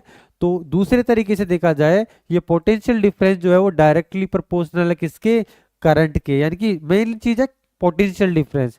पोटेंशियल डिफरेंस की वजह से ही करंट दौड़ेगा, यानी पोटेंशियल डिफरेंस होगा तो चार्ज दौड़ेगा, और चार्ज दौड़ने का जो रेट होता है वही तो करंट होता है। आगे बात समझ में। तो यहाँ पे जो है वी डायरेक्टली प्रोपोर्शनल किसके हो जाएगा, आई के हो जाएगा। यानी बोले तो वी डायरेक्टली प्रोपोर्शनल क्या है, ये एल नहीं है आई है, ठीक है। और एक चीज बता दूं मैंने, ये प्रोपोर्शनलिटी का मतलब क्या है कि वी बढ़ेगा ना तो आई बढ़ेगा, ये तो पता है, लेकिन कितना बढ़ेगा तो उसको बराबर करने के लिए एक कांस्टेंट यूज किया जाता है, ठीक है। तो उस कांस्टेंट को हमने दे दिया आर, ठीक है। यानी कि मैंने बोला वी डायरेक्टली प्रोपोर्शनल आई के है, तो प्रोपोर्शनलिटी का साइन मैं हटा दूंगा, बराबर का साइन लगाना चाहूंगा, तो उसके लिए मुझे कोई कांस्टेंट यूज करना पड़ेगा। तो वो कांस्टेंट क्या है बेटा, आर है। क्या है बेटा, आर है। और इस आर को हम क्या नाम से जानते हैं, रेजिस्टेंस के नाम से जानते हैं, ठीक है बेटा। तो आगे जो आ जाएगा आपके पास रेजिस्टेंस, ठीक है। तो रेजिस्टेंस के बारे में आगे बात करने वाले हैं। तो ये जो आर है वो रेजिस्टेंस आएगा हमारे पास, ठीक है। आगे बात करते हैं, हाँ sorry, here are is constant of the given जो भी कंडक्टर है, ठीक है, इज कॉल्ड रेजिस्टेंस, जिसको हम क्या कहते हैं, रेजिस्टेंस कहते हैं। कांस्टेंट तो है, कांस्टेंट का मतलब, कांस्टेंट का मतलब क्या हुआ, कोई भी आपको जो दे रखा है constant the given conductor, conductor क्या है, कंडक्टर क्या है, जिसके अंदर वो करंट क्या हो रहा है, फ्लो हो रहा है। कोई कॉपर वायर हो सकता है, या सिल्वर वायर हो सकता है, या आयरन का वायर हो सकता है, तो जिसमें करंट फ्लो हो रहा है उसको कहते हैं कंडक्टर। तो उस कंडक्टर पे डिपेंड करेगा, तो अगर कंडक्टर वही रहेगा तो उसका आर जो है वो सेम ही रहेगा, आर चेंज नहीं होगा। तो यानी जिसमें करंट फ्लो हो रहा है, तो एक बार बताओ, वायर तो सेम है ना, तो इसका मतलब क्या है, अब आप पोटेंशियल बढ़ाएंगे, पोटेंशियल डिफरेंस कैसे बढ़ेगा, आपने 6 वोल्ट की बैटरी ले रखी थी, फिर आपने 12 वोल्ट की ले ली, फिर आपने 16 वोल्ट की ले ली, फिर 20 की ले ली, तो पोटेंशियल डिफरेंस बोले तो वोल्ट, वोल्ट आप बढ़ाते जा रहे हो तो उस वायर में जो करंट जो फ्लो होगा वो भी क्या हो जाएगा, बढ़ जाएगा, ठीक है। लेकिन वायर क्या है, वायर क्या बेटा, वायर क्या है, वायर सेम है, वायर बदल नहीं रहा ना, तो इसका मतलब आर बदलेगा नहीं। सीधी सी बात है, आप अगर वी बढ़ाते जाओगे तो आई भी बढ़ता जाएगा, लेकिन आर जो है वो चेंज नहीं होगा, क्योंकि अगर आर में निकालना चाहूं तो आर निकल इक्वल टू क्या हो जाएगा, वी के अपॉन में क्या आ जाएगा, आई, यानी R equal to V upon I. अगर जितना इसको बढ़ाओगे उतना ही ये बढ़ेगा, तो इसका जो रेशियो आएगा वो सेम रहेगा। तो वही चीज ये ग्राफ कहता है, यही चीज ये ग्राफ कहता है। कैसे देखते हैं इसको, हम बोलते क्या, ओम्स लॉ, ओम्स लॉ से रिलेटेड ये ग्राफ। इसको मैं देखता हूं कैसे, इस ग्राफ को मैं थोड़ा सा समझा देता हूं, ठीक है। ग्राफ को ऐसे समझ सकते हैं, जैसे मैं आईडिया से लेता हूं, जैसे वोल्टेज इधर ले रखा है, इधर जैसे वोल्टेज मैंने मान लिया, सबसे पहले बात की जाए तो वोल्ट मैंने ले लिया कितना, 10। तो आईडिया से ले लिया कि करंट कितना जा रहा है उसके अंदर, कितना जा रहा है, यानी 20, 10 वोल्ट है, तो इसके अंदर जो है वो 20 एम्पियर क्या जा रहा है, करंट फ्लो हो रहा है। अगर आप इसको कितना कर दोगे, 20 कर दोगे, तो फिर ये बढ़ के कितना हो जाएगा, 40 हो जाएगा, ठीक है। जितना ये बढ़ा रहे हो, इसको अगर मैंने कितना कर दिया, 60 कर दिया, ठीक है। तो यहाँ पे आई जो है, आई जो है वो बढ़ के कितना हो जाएगा, इसका डबल हो गया। फिर इसका कितना हो गया, इसको किससे मल्टीप्लाई किया अपने 3 से, तो इसको 3 से करेंगे तो कितना हो जाएगा, 120 हो जाएगा। आई बात समझ में। अब इनका रेशियो देखो, आर इक्वल टू क्या होता है, वी अपॉन में क्या होता है, आई होता है। आर इक्वल टू क्या होता है, वी अपॉन में आई होता है। तो यहाँ पे आर निकालेंगे आप, क्या निकालेंगे बेटा, आर निकालेंगे। तो वी कितना है, 10 है, और आई कितना है, 20 है। तो कितना आएगा, 1/2। तो आंसर कितना, 0.5 है, ठीक है। अब आप इसका देखेंगे तो ये 20 अपॉन में कितना आएगा, 40 हो जाएगा। तो 20 अपॉन में 40 आएगा, तो कितना आएगा, कैंसिल आउट होकर कितना आएगा, 0 से 0 कैंसिल आउट हो गया, तो 0.5, ठीक है। इसके लिए निकालेंगे तब भी 0.5। इसका मतलब क्या है, और इसको रेजिस्टेंस को किस में लेते हैं, ओम, ओम के अंदर लेते हैं। किसके अंदर लेते हैं बेटा, ओम के अंदर लेते हैं। तो ये ओम तो चेंज नहीं हो रहा है ना यहाँ पे, यानी ओम क्या है, मतलब रेजिस्टेंस। तो रेजिस्टेंस जो है वो कांस्टेंट रहता है, इसलिए हम कहते हैं कि ये क्या है, कांस्टेंट है। आई बात समझ में, ठीक है। यानी कि रेजिस्टेंस यानी जो कांस्टेंट है, उस कांस्टेंट को हम किस नाम से जानते हैं, रेजिस्टेंस के नाम से जानते हैं। तो जितना समझ में आ रहा है उतना बेटर है, तो आप यहाँ पे समझ सकते हैं। इसीलिए बेटा ये जो ग्राफ आपको नजर आ रहा है ना, ये ग्राफ, ये जो रेड रेड ग्राफ दिख रहा है, ये ग्राफ है, ये क्या है, ये आर को डिनोट करता है। आर बोले तो रेजिस्टेंस को, ठीक है। यानी जितना वोल्टेज आप बढ़ाते जा रहे हो तो वी बढ़ाएंगे तो आई भी बढ़ रहा है। देखो इस ग्राफ की बात करें, जैसे मैंने देखा, या देखना, अगर वी हमारे पास कितना था, 10 था यहाँ पे, तो हमारे पास आई कितना था, 20 था। फिर हमने कितना किया यहाँ पे, जो है इसको 20 कर दिया, तो ये कितना हो गया, यहाँ पे 40 हो गया। फिर मैंने इसको कितना कर दिया, 60 कर दिया, ठीक है। तो ये कितना बढ़ गया, ये कितना हो गया, 120 हो गया। आई बात समझ में। इस तरीके से तो दोनों क्या बढ़ रहे हैं, तो रेशियो क्या आ रहा है, सेम आ रहा है। आई बात समझ में। इस तरीके से इसका ग्राफ बनता है, ठीक है। यानी कि v बढ़ाएंगे तो i भी बढ़ेगा, और v और i जो है, v और i का जो रेशियो है ना, वो रेशियो क्या रहेगा, सेम रहेगा। यानी इस रेशियो की बात करें तो यहाँ पे भी 0.5 आ रहा है, यहाँ पे भी 0.5 आ रहा है, यानी तीनों वैल्यूज पे जो है 0.5 ही आएगा। इसलिए r को हम कांस्टेंट कहते हैं, क्योंकि मटेरियल अगर वही है, वायर अगर वही है, यानी कंडक्टर अगर वही है, चेंज नहीं किया, वोल्टेज बढ़ा रहे हो तो आई बढ़ता रहेगा, लेकिन आर क्या रहेगा, सेम रहेगा। अगर हमारे पास कंडक्टर भी वही है और टेम्परेचर भी उतना ही है, ठीक है, बाहर की कुछ फिजिकल प्रॉपर्टीज होती है वो कांस्टेंट होनी चाहिए, वो नहीं बदलना चाहिए। कई बार क्या होता है, बाहर का टेम्परेचर बढ़ जाता है ना, तो रेजिस्टेंस बदल जाता है, ठीक है। तो वो चीजें भी क्या होनी चाहिए, कांस्टेंट होनी चाहिए, ठीक है। तो चलते थोड़ा सा आगे, तो सेकंड लास्ट पेज है, ठीक है। अगले पेज में अपना कंप्लीट हो जाएगा, तो जब तक बने रहें, ठीक है बेटा, तब तक कोई नहीं जाएगा। कुछ बच्चे चले गए बेटा, 5 मिनट में खत्म करने वाला हूं मैं, ठीक है। तो क्यों बीच में छोड़ के जा रहे हो, ठीक है बेटा। जो चले गए फटाफट से आ जाओ, अभी खत्म करने वाला हूं। रेजिस्टेंस क्या है, देखो देखो, एकदम फील आएगा आपको कि रेजिस्टेंस क्या है। रेजिस्टेंस को और देख लीजिए ध्यान से। रेजिस्टेंस क्या होता है, रेजिस्टेंस आपने देखा होगा, रेजिस्टेंस की बात की जाए तो ये डिपेंड करता है मटेरियल पे, खुद की प्रॉपर्टी पे, किसका बना हुआ है। लेकिन रेजिस्टेंस के नाम से कुछ समझ में आ रहा होगा, रेजिस्टेंस क्या करता है, करंट को फ्लो होने से रोकता है। करंट को फ्लो होने से क्या करता है, रोकता है। यानी कि करंट के लिए एक तरीके से करंट का क्या है, दुश्मन है बोला जाए तो। एक जो वायर है, इस वायर में जो है वो इलेक्ट्रॉन ऐसे जा रहा है, इलेक्ट्रॉन इस तरीके से जा रहा है, तो अगर इस वायर का यानी इस कंडक्टर का रेजिस्टेंस अगर ज़्यादा होगा तो इस इलेक्ट्रॉन को जाने में, इलेक्ट्रॉन इधर दौड़ रहा है तो वो रेजिस्टेंस इस इलेक्ट्रॉन को क्या करेगा, रोकने का काम करेगा। यानी किसी भी कंडक्टर का रेजिस्टेंस जितना ज़्यादा होगा उसका करंट उतना ही कम होगा। ठीक है। और आपने एक चीज देखी होगी, V इक्वल टू क्या होता है, आई आर होता है। अब आपको पता पोटेंशियल डिफरेंस तो किस पे डिपेंड करता है, बैटरी पे। जैसे मैंने बैटरी लगा दी है कंडक्टर के दोनों तरफ, कौन सी, 6 वोल्ट की। अब 6 वोल्ट की मैंने बैटरी लगा दी, तो बेटा ध्यान से सुनना मेरी बात कि जो वोल्टेज है वो तो हो गया आपका फिक्स, उसको तो आप ना ज्यादा कर सकते हो ना कम। अब बात करते हैं करंट की, आई बात समझ में। और उस वो जो है, वो जो कंडक्टर है उसका करंट भी पहले से फिक्स होगा कि वायर कौन सा है। ठीक है। सपोज दैट उसके पास जो है वो करंट है, यानी कि रेजिस्टेंस है कितना, 6 ओम है। ठीक है। तो ऑब्वियसली फिर आई कितना होना पड़ेगा मजबूरी में, आई आपको निकालना, 6 से इसको डिवाइड करेंगे तो 1 आएगा, यानी कि करंट कितना हो जाएगा, 1 एम्पियर।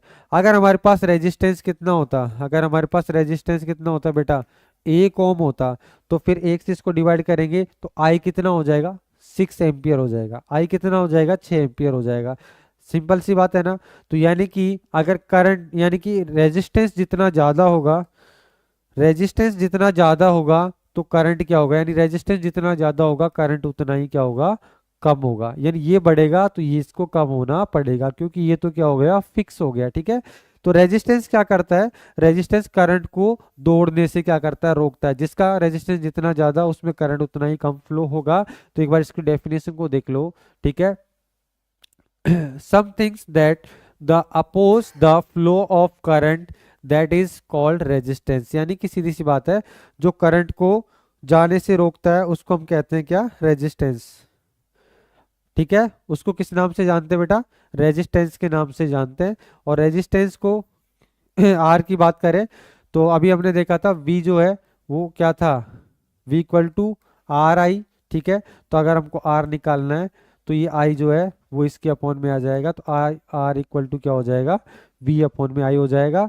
और यहाँ पे R की बात करें तो R का ऐसा यूनिट क्या होता है, द ऐसा यूनिट ऑफ रेजिस्टेंस क्या होता है बेटा, ओम होता है। ओम का साइन आपको पता होगा इस तरीके से। और आगे बात करते हैं इलेक्ट्रिकल एप्लीकेशंस। ठीक है ना, electrical applications and which use to oppose the current is called resistance. ऐसी मतलब ऐसी इलेक्ट्रिकल कोई भी एप्लीकेशन हो जाए जो करंट को क्या करता है, दौड़ने से रोकता है या खर्च करता है, उसको हम रेजिस्टेंस कह सकते हैं। जिसमें अपने जितने भी इंस्ट्रूमेंट है जो करंट को खर्च करते हैं, जिसको अपन चलाने के लिए वो करंट यूज करते हैं, बल्ब हो गया, टेलीविजन जो भी हो गया, वो भी तो करंट खर्च करते हैं, वो भी करंट को दौड़ने से रोकते हैं। ठीक है।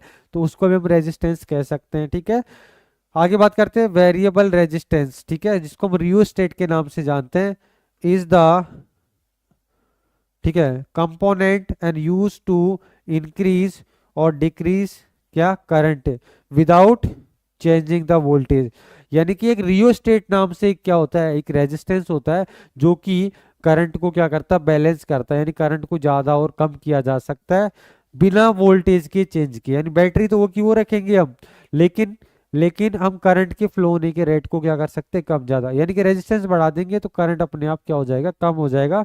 और रियोस्टेट जो होता है उसका साइन जो होता है कुछ ऐसे होता है, रेजिस्टेंस की तरह ही होता है, जिसको सर्किट में हम ऐसे करके कनेक्ट करते हैं। अगर मैंने इसको यहाँ से कनेक्ट कर दिया तो ये रेजिस्टेंस कम होगा, और अगर मैंने इसको यहाँ पे कनेक्ट कर दिया तो रेजिस्टेंस क्या हो जाएगा, ज्यादा हो जाएगा। और रेजिस्टेंस ज्यादा होगा तो आई अपने आप कर, आई क्या हो जाएगा, अपने आप कम हो जाएगा। वोल्टेज तो वो का वही रहेगा। ठीक है। तो ये आपके समझ में आ गया होगा। ठीक है। यहाँ पे एक आपको डायग्राम दिखाई दे रहा है, ये क्या लेके आए हम, ये रेजिस्टेंस होते हैं। ठीक है। ये इसको कार्बन रेजिस्टेंस कहते हैं। जो आपके पास जितनी भी चिप वगैरह होती है कि नहीं होती है, मोबाइल के अंदर हो गया, बहुत सारे जो है इंस्ट्रूमेंट होते हैं उनके अंदर जो है वो चिप होती है। तो चिप के अंदर है ना ये कार्बन रेजिस्टेंस लगे होते हैं, काफी छोटे होते हैं, काफी थोड़े बड़े भी होते हैं, लेकिन बहुत छोटे होते हैं। चिप देखा होगा ना, चिप में छोटे छोटे से ऐसे होते हैं जिनमें ऐसे ऐसी लाइनें बनी होती है। तो ये लाइनें एक कोडिंग होती है जिसकी 12th क्लास में आप पढ़ेंगे कार्बन रेजिस्टेंस के बारे में। तो ये भी रेजिस्टेंस होते हैं, ये करंट को क्या करते हैं, बैलेंस करने का काम करते हैं। कई बार करंट ज़्यादा होता है तो इसको करंट को क्या करते हैं, कम करते हैं। आपने देखा होगा बेटा मोबाइल होता है, मोबाइल के अंदर करंट बहुत कम यूज करना होता है, या चार्जर होता है, तो चार्जर भी हाई वोल्ट को क्या करता है, लो में कन्वर्ट करके आपके मोबाइल तक पहुंचाता है। क्योंकि अगर सीधा करंट अगर मोबाइल में चला जाएगा तो करंट के सारे इंस्ट्रूमेंट जल जाएंगे, क्योंकि करंट में जो है काफ़ी मतलब मोबाइल के अंदर काफ़ी छोटे छोटे वायर होते हैं, और उसमें करंट अगर हाई वोल्ट के साथ जाएगा तो काफ़ी स्पीड से अगर उसमें करंट फ्लो करेगा तो वो जल के क्या हो जाएंगे। कई बार अगर चार्जर में मिस्टेक हो जाती है तो मोबाइल जल जाता है, ठीक है। तो ये रेजिस्टेंस क्या करते हैं, उस करंट को क्या करते हैं, कम कर देते हैं। आई बात समझ में। चलते हैं लास्ट में कि जो रेजिस्टेंस है वो किस किस चीज पे डिपेंड करता है, ठीक है, तो उसके बारे में बात करते हैं। आगे है बेटा फैक्टर अफेक्ट रेजिस्टेंस। कौन कौन से फैक्टर है जो रेजिस्टेंस को अफेक्ट करते हैं, यानी किसके चेंज होने से रेजिस्टेंस क्या होता है, बदलता है। तो सीधी सी बात है, कोई भी वायर है, कोई भी वायर है, ठीक है। तो सबसे पहले बात करते हैं लेंथ ऑफ कंडक्टर, ठीक है। लेंथ ऑफ कंडक्टर यानी कि कंडक्टर लेके आते हैं, ठीक है। ये हमारे पास कंडक्टर है, उसकी लेंथ है, ठीक है।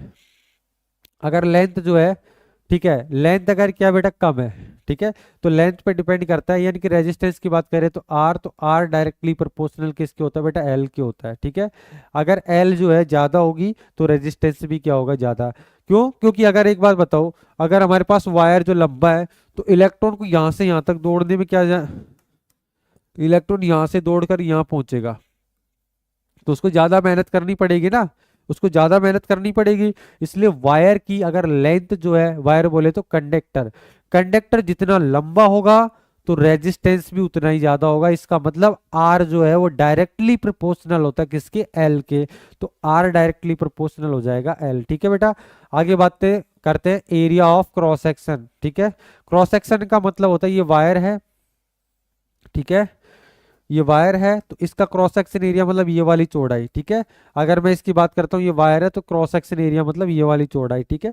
तो ये एरिया ऑफ क्रॉस सेक्शन है जिसको हम ए से डिनोट करते हैं। तो यानी कि रेजिस्टेंस जो होता है वो इनवर्सली प्रोपोर्शनल किसके होता है, ए के होता है। यानी क्रॉस सेक्शन एरिया जितना ज्यादा होगा रेजिस्टेंस उतना ही कम होगा। क्यों? क्योंकि वायर जितना मोटा होता है ना बेटा, तो इलेक्ट्रॉनों को जाने में उतनी सुविधा होती है, और इलेक्ट्रॉनों को जाने में जितनी ज्यादा सुविधा होगी, इलेक्ट्रॉन उतने इजीली आराम से आगे दौड़ेंगे, तो रेजिस्टेंस क्या हो जाएगा, कम हो जाएगा, ठीक है। तो इसलिए क्रॉस सेक्शन एरिया जितना ज्यादा होगा रेजिस्टेंस उतना ही कम होगा। तो इनवर्सली प्रोपोर्शनल किसके, ए के हो जाएगा। आगे बात करते हैं नेचर ऑफ मटेरियल। मटेरियल का नेचर कैसा होगा आपको बता दूं मैं, ठीक है। सबसे पहले बात करते हैं, जैसे बात करते हैं कॉपर की, ठीक है ना। कॉपर वायर होता है या सिल्वर वायर होता है, ठीक है, या आयरन होता है। तो आपको पता है सिल्वर जो होता है, ठीक है। कॉपर की बात करते हैं सीयू हो गया सबसे ज्यादा जो है ना। जैसे एजी की बात करते हैं ए सीयू, ठीक है। और आयरन हो गया, ठीक है, गोल्ड हो गया, ये सारे जो है एफ हो गया, ठीक है। तो यानी कि सबसे ज्यादा जो है कंडक्टिविटी होती है सिल्वर की, फिर कॉपर की, फिर एफई, फिर सीयू, ठीक है, जिंक हो गया, ठीक है। तो यानी कि सिल्वर का जो रेजिस्टेंस सबसे क्या होता है, कम होता है, फिर कॉपर का होता है, फिर एफई का और थोड़ा ज्यादा हो जाता है, ठीक है। तो इसका मतलब है मटेरियल अगर अलग अलग मटेरियल अगर यूज करेंगे तो उनका रेजिस्टेंस अलग अलग होगा। तो नेचर ऑफ मटेरियल बोले तो अलग अलग जो है ये, अगर हम मेटल की बात करें तो अलग अलग इनका रेजिस्टेंस होता है। दूसरा बात करते हैं बेटा टेम्परेचर। अगर टेम्परेचर अगर ज्यादा होगा तो रेजिस्टेंस क्या होगा, ज्यादा होगा। टेम्परेचर अगर कम होगा तो रेजिस्टेंस क्या होगा, कम होगा। सही है बात। और ये डिपेंड करता है कंडक्टर, सेमीकंडक्टर और इंसुलेटर, जो कि 12th में आप पढ़ेंगे। तो अभी बस इतना कहेंगे कि कंडक्टर की अगर हम बात करें तो कंडक्टर पे भी जो टेम्परेचर डिपेंड करता है। तो आपको बस ये पॉइंट याद रखने हैं कि length of conductor, area of cross section area of क्या, cross section area of conductor, nature of material और टेम्परेचर ऑफ मटेरियल, ठीक है। इसकी बात करनी तो ये पॉइंट बस आपके दिमाग में रहने चाहिए। यानी ये जो है वो चार के चार पॉइंट अफेक्ट करते हैं किसके, रेजिस्टेंस को अफेक्ट करते हैं। रेजिस्टेंस इनके ऊपर डिपेंड करता है। तो ये क्या होता है, electrical resistance of an conductor of unit cross sectional area, cross sectional area and unit length is called resistivity. इसका मीनिंग ये दे रखा है कि अगर कोई भी जो है इलेक्ट्रिकल जो है रेजिस्टेंस ऑफ कंडक्टर, यानी कोई भी कंडक्टर है वो एक उसका एक इलेक्ट्रिकल एक ऐसा रेजिस्टेंस जिसमें यूनिट लेंथ हो और यूनिट क्या होगा उसका करेक्शन क्रॉस सेक्शन एरिया हो, ठीक है। तो फिर उसकी जो रेजिस्टिविटी है उसका जो रेजिस्टेंस है उसको हम रेजिस्टिविटी के नाम से जानते हैं, ठीक है। तो रेजिस्टेंस जो होता है वो कल हमने देखा, रेजिस्टेंस को देखे बेटा साइड में यहाँ पे देखते हैं। रेजिस्टेंस जो होता है, रेजिस्टेंस आर जो था डायरेक्टली प्रोपोर्शनल किसके था, एल के था, और आर जो है वो इनवर्सली प्रोपोर्शनल क्या था, क्रॉस सेक्शन एरिया के था, ठीक है।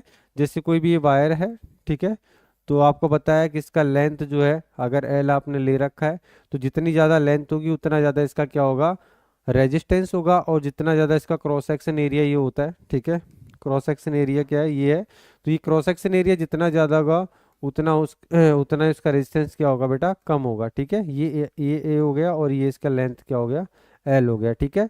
तो यहाँ पे अगर हम आर की बात करें तो आर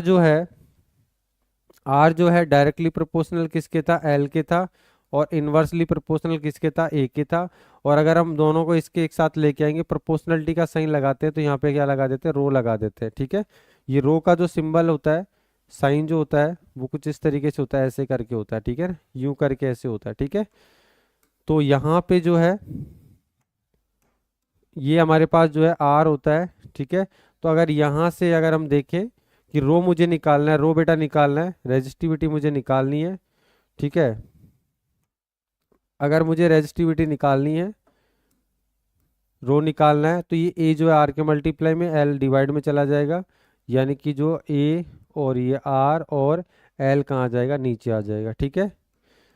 तो यहाँ से हमको क्या मिल गया, रो मिल गया, ठीक है। तो ये हमारे पास जो है रो क्या है, एक रेजिस्टिविटी है, ठीक है। यानी रेजिस्टिविटी को हम किससे, रो से रिप्रेजेंट करते हैं, किससे करते हैं बेटा, रो से रिप्रेजेंट करते हैं, ठीक है। तो यहाँ अगर देखें हेयर रो, ठीक है, यानी कि इसको हम कहते हैं क्या, रो कहते हैं, ठीक है। Rho is a constant of proportionality and is called the electrical resistivity, ठीक है।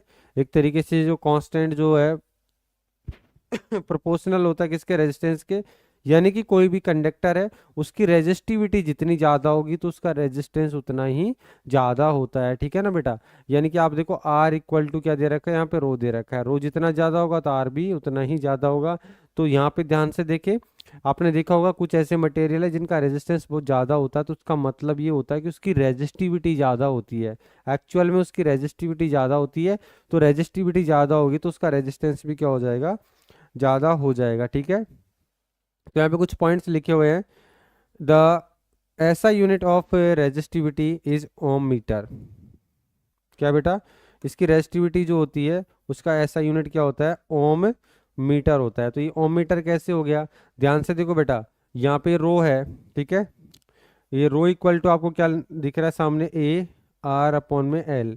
आपने देखा होगा यूनिट कैसे निकालते हैं, ये ए क्या है, एरिया, एरिया का क्या होता है यूनिट, मीटर स्क्वायर होता है। लेंथ का क्या होता है बेटा, मीटर होता है। आर को किससे, रेजिस्टेंस है तो ओम से, 1 मीटर से 1 मीटर स्क्वायर कट जाएगा तो क्या बचेगा, एम रोम। तो यानी कि आप इसको जो है मीटर ओम कह सकते हैं, ठीक है। तो इसका या फिर ओम मीटर इसका क्या हो जाएगा, यूनिट हो जाएगा, ठीक है ना। तो इस तरीके से इसकी यूनिट भी आपको समझ में आ गई होगी, ठीक है। आगे बात करते हैं resistivity. Resistivity also increase if temperature increase, ठीक है। यानी कोई भी मटेरियल होता है उसकी रेजिस्टिविटी क्या हो जाती है, इंक्रीज हो जाती है, कब, जब उस कंडक्टर का टेम्परेचर को क्या कर दिया जाता है बेटा, बढ़ा दिया जाता है। सपोज दैट जैसे कॉपर है, तो कॉपर जो है वो एक क्या कंडक्टर है, तो कॉपर का क्या हो जाएगा, अगर टेम्परेचर हम बढ़ा देंगे तो उसकी रेजिस्टिविटी बढ़ती है, और रेजिस्टिविटी बढ़ती है तो उसका रेजिस्टेंस भी क्या हो जाता है, बढ़ जाता है, ठीक है। तो यानी कि रेजिस्टिव यानी कि टेम्परेचर बढ़ेगा, यानी कि टेम्परेचर बढ़ता है तो ध्यान से देख लेना रेजिस्टिविटी भी क्या होती है, बढ़ जाती है। ध्यान से देख लेना, टेम्परेचर बढ़ता है तो रेजिस्टिविटी बढ़ती है, रेजिस्टिविटी बढ़ती है तो रेजिस्टेंस भी इसका क्या हो जाएगा, बढ़ जाएगा, ठीक है। चलो आगे बेटा देखते हैं insulator. Insulators has the high resistance and resistivity क्या हो जाएगी, हाई हो जाएगी, ठीक है। यानी कि जितने भी इंसुलेटर होते हैं, इंसुलेटर की बात करते हैं जिनके अंदर करंट फ्लो नहीं होता है, जैसे प्लास्टिक हो गया और नॉन मेटल्स हो गए, ठीक है ना, जितने भी नॉन मेटल होते ज़्यादातर, और प्लास्टिक वगैरह जो है, वुडन हो गया, सूखी लकड़ी हो गई, ये सारे जो होते हैं इनका रेजिस्टेंस क्या होता है, बहुत हाई होता है। क्यों? क्योंकि इनकी रेजिस्टिविटी क्या होती है, बहुत हाई होती है। तो यहाँ पे इंसुलेटर्स है हाई रेजिस्टेंस एंड रेजिस्टिविटी, यानी कि रेजिस्टिविटी रेजिस्टेंस दोनों हाई होते हैं। यानी रेजिस्टेंस हाई इसलिए होता है क्योंकि उसकी रेजिस्टिविटी क्या होती है, हाई होती है, ठीक है। यानी रेजिस्टिविटी पे ही रेजिस्टेंस डिपेंड करता है। आगे बात करते हैं, कंडक्टर हैव लो रेजिस्टेंस, ठीक है, एंड नो रेजिस्टिविटी। यानी कंडक्टर जो भी होते हैं, कंडक्टर इसलिए कहते हैं क्योंकि उसमें करंट क्या होता है, फ्लो होता है। तो कंडक्टर की जो है रेजिस्टिविटी भी क्या होती है, कम होती है, कंडक्टिविटी भी क्या होती है, सॉरी, रेजिस्टेंस की जो है वो रेजिस्टिविटी भी क्या होती है, कम होती है, और रेजिस्टेंस भी क्या होता है, कम होता है। और कंडक्टिविटी की बात करें तो कंडक्टिविटी कंडक्टर की ज़्यादा होती है, ठीक है। चलते आगे, ठीक है, आगे चलते हैं। आगे हमारे पास कॉम्बिनेशन ऑफ रेजिस्टेंस, जितने भी हमारे पास जो रेजिस्टेंस है उनकी कॉम्बिनेशन की बात करते हैं। तो कॉम्बिनेशन हमारे पास दो टाइप का होता है, ठीक है ना। There are two types of combinations of resistance, पहला होता है सीरीज कॉम्बिनेशन और दूसरा होता है पैरेलल कॉम्बिनेशन, ठीक है।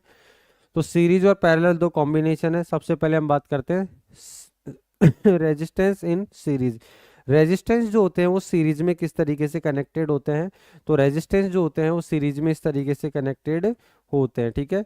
यहाँ पे जो R1 R2 और R3, अगर हमारे पास तीन रेजिस्टेंस है, रेजिस्टेंस का मतलब यहाँ से हो सकता है यहाँ पे तीन बल्ब आपने एक दूसरे से कनेक्ट कर रखा हो, ठीक है। यानी कि सीरीज का मतलब ऐसे होता है जैसे हमारे पास एक बल्ब यहाँ पे ऐसे लगा हुआ है, ठीक है, ठीक है, और दूसरा बल्ब यहाँ ऐसे और तीसरा बल्ब ऐसे। तो इसमें क्या होगा, जैसे करंट ऐसे है तो इसका एक वायर, अब दूसरा वायर जो है ये वाला, ये इससे इसमें, तो करंट क्या होगा, इसमें होके जाएगा और फिर इसमें जाएगा, फिर इसमें होके घूम के फिर इससे आएगा, फिर इससे जाएगा और फिर ऐसे और फिर ये। तो बेटा सीरीज में क्या होता है, ऐसे कनेक्ट हो गया, वैसे मान लियो ऐसे, ठीक है। देन ये जो आपको रेजिस्टेंस दिखा रखे उसको मैंने बल्ब में कन्वर्ट कर दिया। तो सीरीज में क्या होता है, अगर एक जगह से अगर वायर कट भी हो जाता है तो ये तीनों के तीनों बल्ब जो होते हैं वो जलना बंद हो जाएंगे, ठीक है ना। तो सीरीज में कुछ गड़बड़ी हो जाती है कि एक जगह से अगर ब्रेक हो गया तो तीनों बल्ब एक साथ काम करना बंद कर देते हैं, ठीक है, क्योंकि तीनों जो है एक ही क्लोज लूप बनाते हैं, ठीक है। तो तीनों रेजिस्टेंस एक ही क्लोज लूप बनाते हैं और इस सिस्टम को बोलते हैं क्या, सीरीज में, ठीक है ना। यानी सीरीज में हम इनको लगा रहे हैं। तो सीरीज में इक्विवेलेंट रेजिस्टेंस क्या होगा, यानी कि तीनों को एक साथ लगा रहे हैं तो इक्विवेलेंट बोले तो टोटल जो है तीनों का एक साथ रेजिस्टेंस कितना होगा, तो उसको भी हम यहाँ पे निकालेंगे, ठीक है। और यहाँ पे ये बैटरी लगी हुई है, तो बैटरी का इधर पॉजिटिव है टर्मिनल, आपको दिखाई दे रहा होगा, ये पॉजिटिव है, ये नेगेटिव है, इसका मतलब करंट इधर से जाएगा, ऐसे घूमते हुए करंट वापस इसमें आ जाएगा, सही है। चलो, तो ये सीरीज कॉम्बिनेशन है ना, इसका सर्किट डायग्राम इस तरीके से दिखाई देगा। इसमें क्या क्या होता है उसकी बात कर लेते हैं। कुछ पॉइंट्स यहाँ पे लिखे हुए, एक बार इनको पढ़ लो फटाफट से। Same current flow through the circuit and means same current flow through each resistance, ठीक है। देखो बेटा लाइन को ध्यान से पढ़ना, same current flow through the circuit, ठीक है, यानी कि सर्किट में सेम करंट, यानी कि एक ही करंट होगा, यानी ऐसे नहीं है सर्किट में यहाँ पे आई की वैल्यू अलग है, यहाँ पे अलग है, यहाँ पे अलग है। अगर यहाँ पे जो है, यहाँ पे करंट की जो वैल्यू आई है तो यहाँ पे भी क्या होगा, आई होगा, ठीक है। और इधर आ रहा होगा तो यहाँ पे भी आई होगा, इस जगह पे भी आई होगा, कहीं पे भी देखेंगे तो सब जगह करंट क्या होगा, सेम होगा, ठीक है। तो उसका मीनिंग है यहाँ पे लिखा है, means same current flow through each resistance, यानी हर रेजिस्टेंस से जो है वो सेम करंट फ्लो होगा। यानी पूरा एक ही सर्किट है तो एक सर्किट में करंट की वैल्यू क्या होगी, अलग अलग नहीं होगी, सब जगह जो है करंट क्या होगा, सेम होगा, ठीक है। आगे बात करते हैं, voltage will be same of all voltage across each resistance, ठीक है।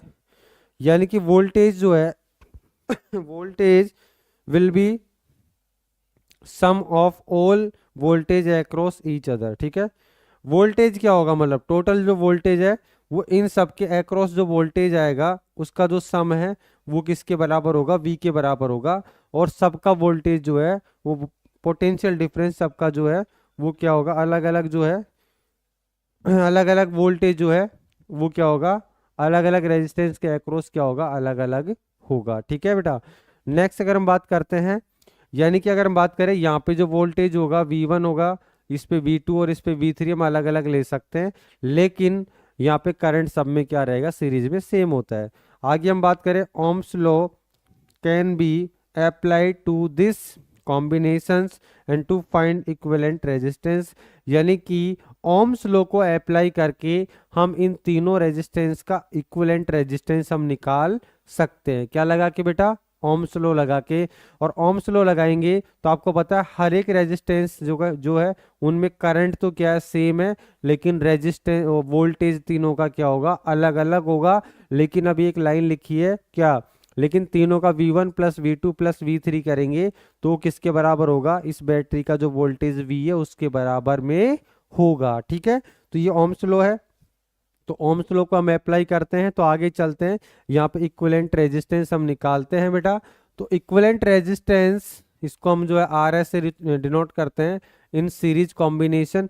वो क्या आता है, वो सीधा सीधा हम क्या कर देते हैं बेटा, ऐड कर देते हैं। अगर हमारे पास तीनों रेजिस्टेंस का रेजिस्टेंस R1 R2 R3 दे रखा है, तो हमको R इक्विवेलेंट चाहिए, तो हम तीनों को सीधा सीधा क्या कर देंगे, ऐड कर देंगे बेटा। ठीक है, और अगर हम यहाँ पे बात करें तो इक्विवेलेंट रेजिस्टेंस जो है RS जो है always greater than each individual resistance in series combination. Individual का मतलब हो गया, अगर हम बात करें कि ये टोटल जो RS आएगा, यानी कि जो RS जो है वो हर एक इंडिविजुअल से क्या होगा, ज्यादा होगा।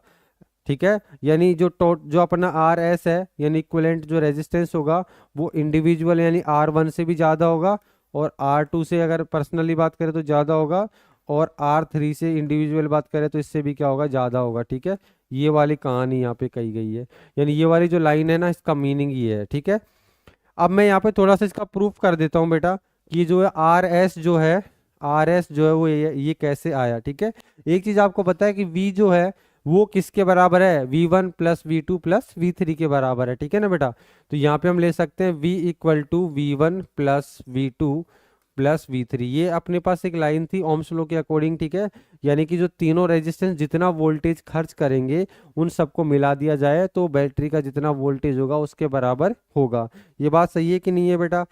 अब आप एक फॉर्मूला जानते हैं क्या ठीक है, क्या बेटा, यूजिंग, ठीक है, ओम्स लॉ। ठीक है, Ohm's law,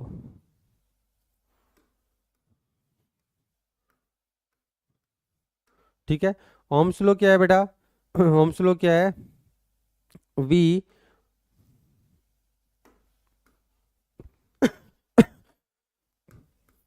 V equal to क्या होता है, RI।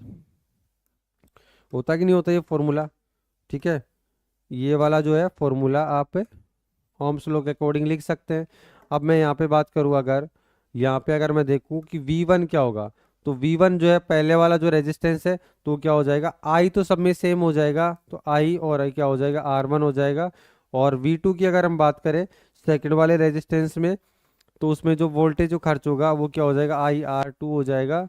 और अगर V3 वाले की बात करें तो वो क्या हो जाएगा, IR3 हो जाएगा बेटा। सही है कि नहीं है। अब अगर मैं इस इक्वेशन की बात करूं, मैं ये इक्वेशन हमारे पास फर्स्ट है। ठीक है, तो आप यहाँ लिख सकते हैं क्या बेटा, putting the values of V1 V2 V3 in equation first. ऐसे थोड़ा सा इसका डेरिवेशन कर सकते हैं, प्रूफ कर सकते हैं।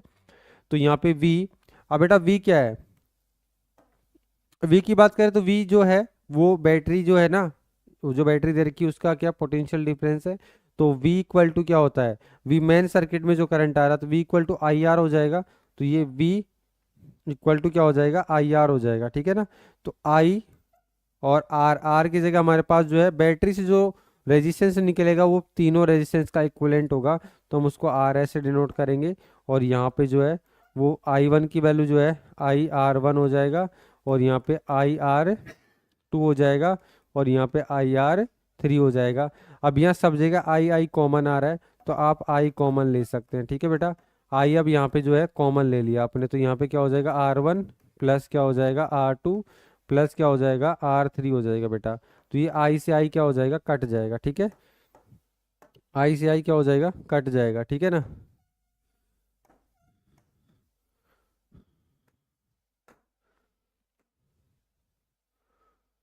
मैं इसको थोड़ा सा,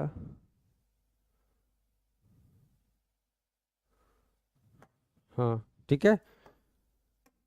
तो अब यहाँ पे देखो ये कैंसिल आउट हो गया, तो ये क्या बचेगा, आर एस बचेगा, आर एस, और ये कितना हो जाएगा, आर वन प्लस क्या हो जाएगा, R two plus R three. तो ये आपका क्या हो जाएगा, प्रूफ हो जाएगा, ठीक है। ये जो है ये प्रूफ हो जाएगा, ठीक है। हाँ, यहाँ पे जो है आर थ्री लिखना हम भूल गए, ठीक है। तो ये जो है इस तरीके से इसका प्रूफ हो गया। तो सीरीज के अंदर जो है, सीरीज के अंदर जो रेजिस्टेंस, जितने भी रेजिस्टेंस आप लगाना चाहेंगे, तो सबको सीधा सीधा हम क्या करते हैं बेटा, ऐड कर देते हैं, ठीक है। और इसका प्रूफ भी आपको समझ में आ गया होगा कि हर हर रेजिस्टेंस जो है उस पे पोटेंशियल डिफरेंस क्या होगा, अलग अलग होगा। लेकिन सारे रेजिस्टेंस में सीरीज में जो है वो करंट जो होता है क्या होता है बेटा, सेम होता है। इस चीज़ का आपको ध्यान में रखना होगा।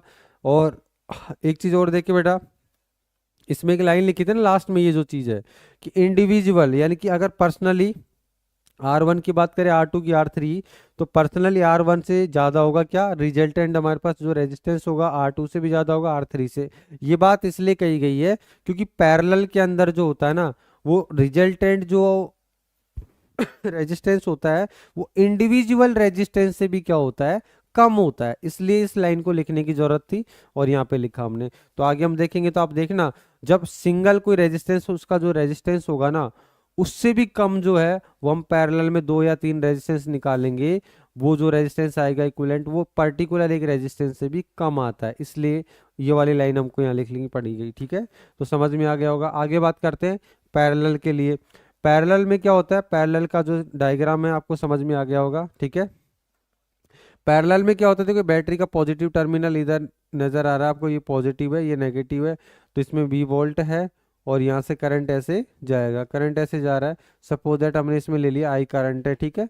तो बेटा यहाँ जाएगा तो करंट के जाने के कितने तरीके हो जाएंगे, तीन हो जाएंगे, ठीक है। तीन जगह अलग अलग जाएगा। तो इसमें करंट जो है I1 जाएगा, इसमें करंट जो है I2 जाएगा, इसमें करंट जो है I3 जाएगा। अपन अलग अलग इसको डिवाइड कर देंगे और ये तीनों करंट फिर से मिल करके जब यहाँ से निकलेगा तो फिर से क्या हो जाएगा, आई हो जाएगा, सही है।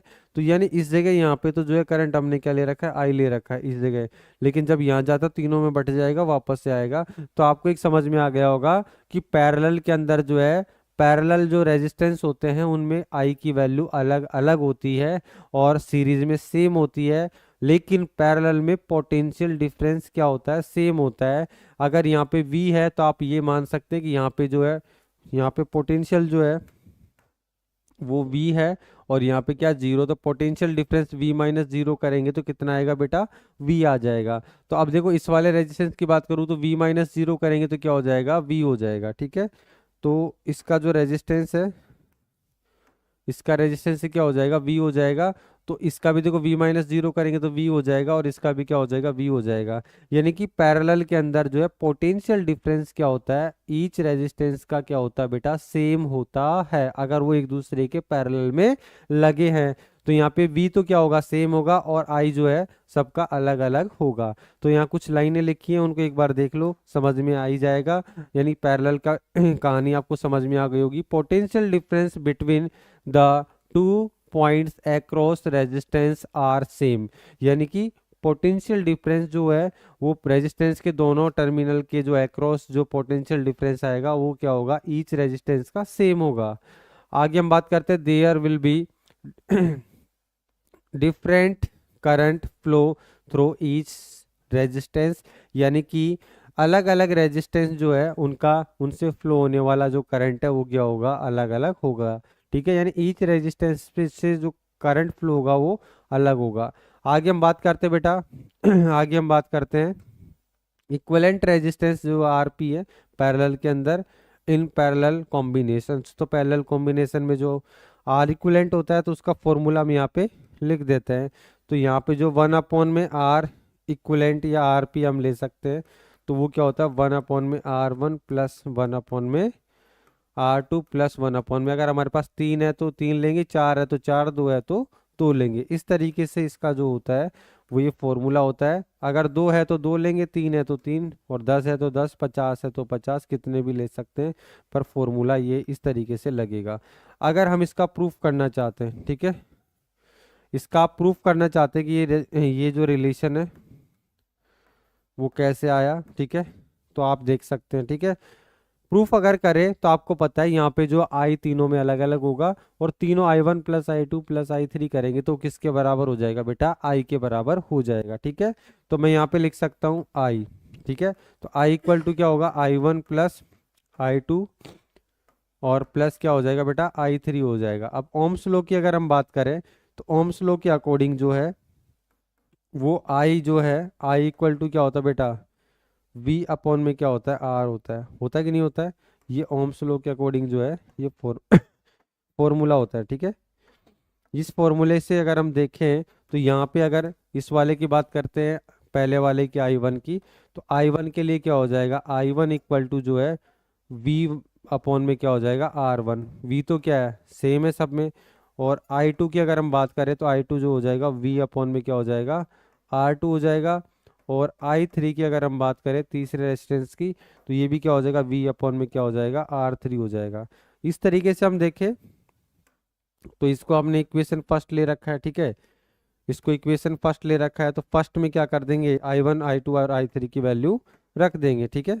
तो आप सीधा लिख दो इसमें फ्रॉम इक्वेशन फर्स्ट, वहाँ पे लिखा था कि भाई जो V1 V2 V3 की वैल्यू पुट करते फर्स्ट इक्वेशन में, तो यहाँ पे लिख सकते हैं I1 I2 I3 की वैल्यू जो है इक्वेशन फर्स्ट में हम पुट करेंगे। और यहाँ पे जो I है वो आपको पता है क्या होता है, V अपॉन में R, और R बोले तो यहाँ पे R इक्विवेलेंट है तो यहाँ पे P लगा सकते हैं। तो यहाँ पे तो आ जाएगा क्या I अपॉन में R P आ जाएगा। और यहाँ पे जो है इन सब के क्या आएगा, V अपॉन में जो है R1 आएगा, प्लस में V अपॉन में कितना आ जाएगा, R2 आ जाएगा, और V अपॉन में कितना आ जाएगा, R3 आ जाएगा बेटा। अब ऊपर देखो, ऊपर से क्या कॉमन आ रहा है, सॉरी हाँ यहाँ पे गड़बड़ कर दिया हमने, I की जगह V आएगा ना यहाँ पे, तो यहाँ पे V आएगा। अब यहाँ से क्या करिए बेटा, यहाँ पे देखो, यहाँ से V कॉमन ले लिया ऊपर से, तो 1 अपॉन में R1 प्लस 1 अपॉन में R2 प्लस 1 अपॉन में R3 आ जाएगा, ठीक है। V से V कैंसिल आउट हो जाएगा। तो ये क्या हो रहा है, इधर अगर हम देखें तो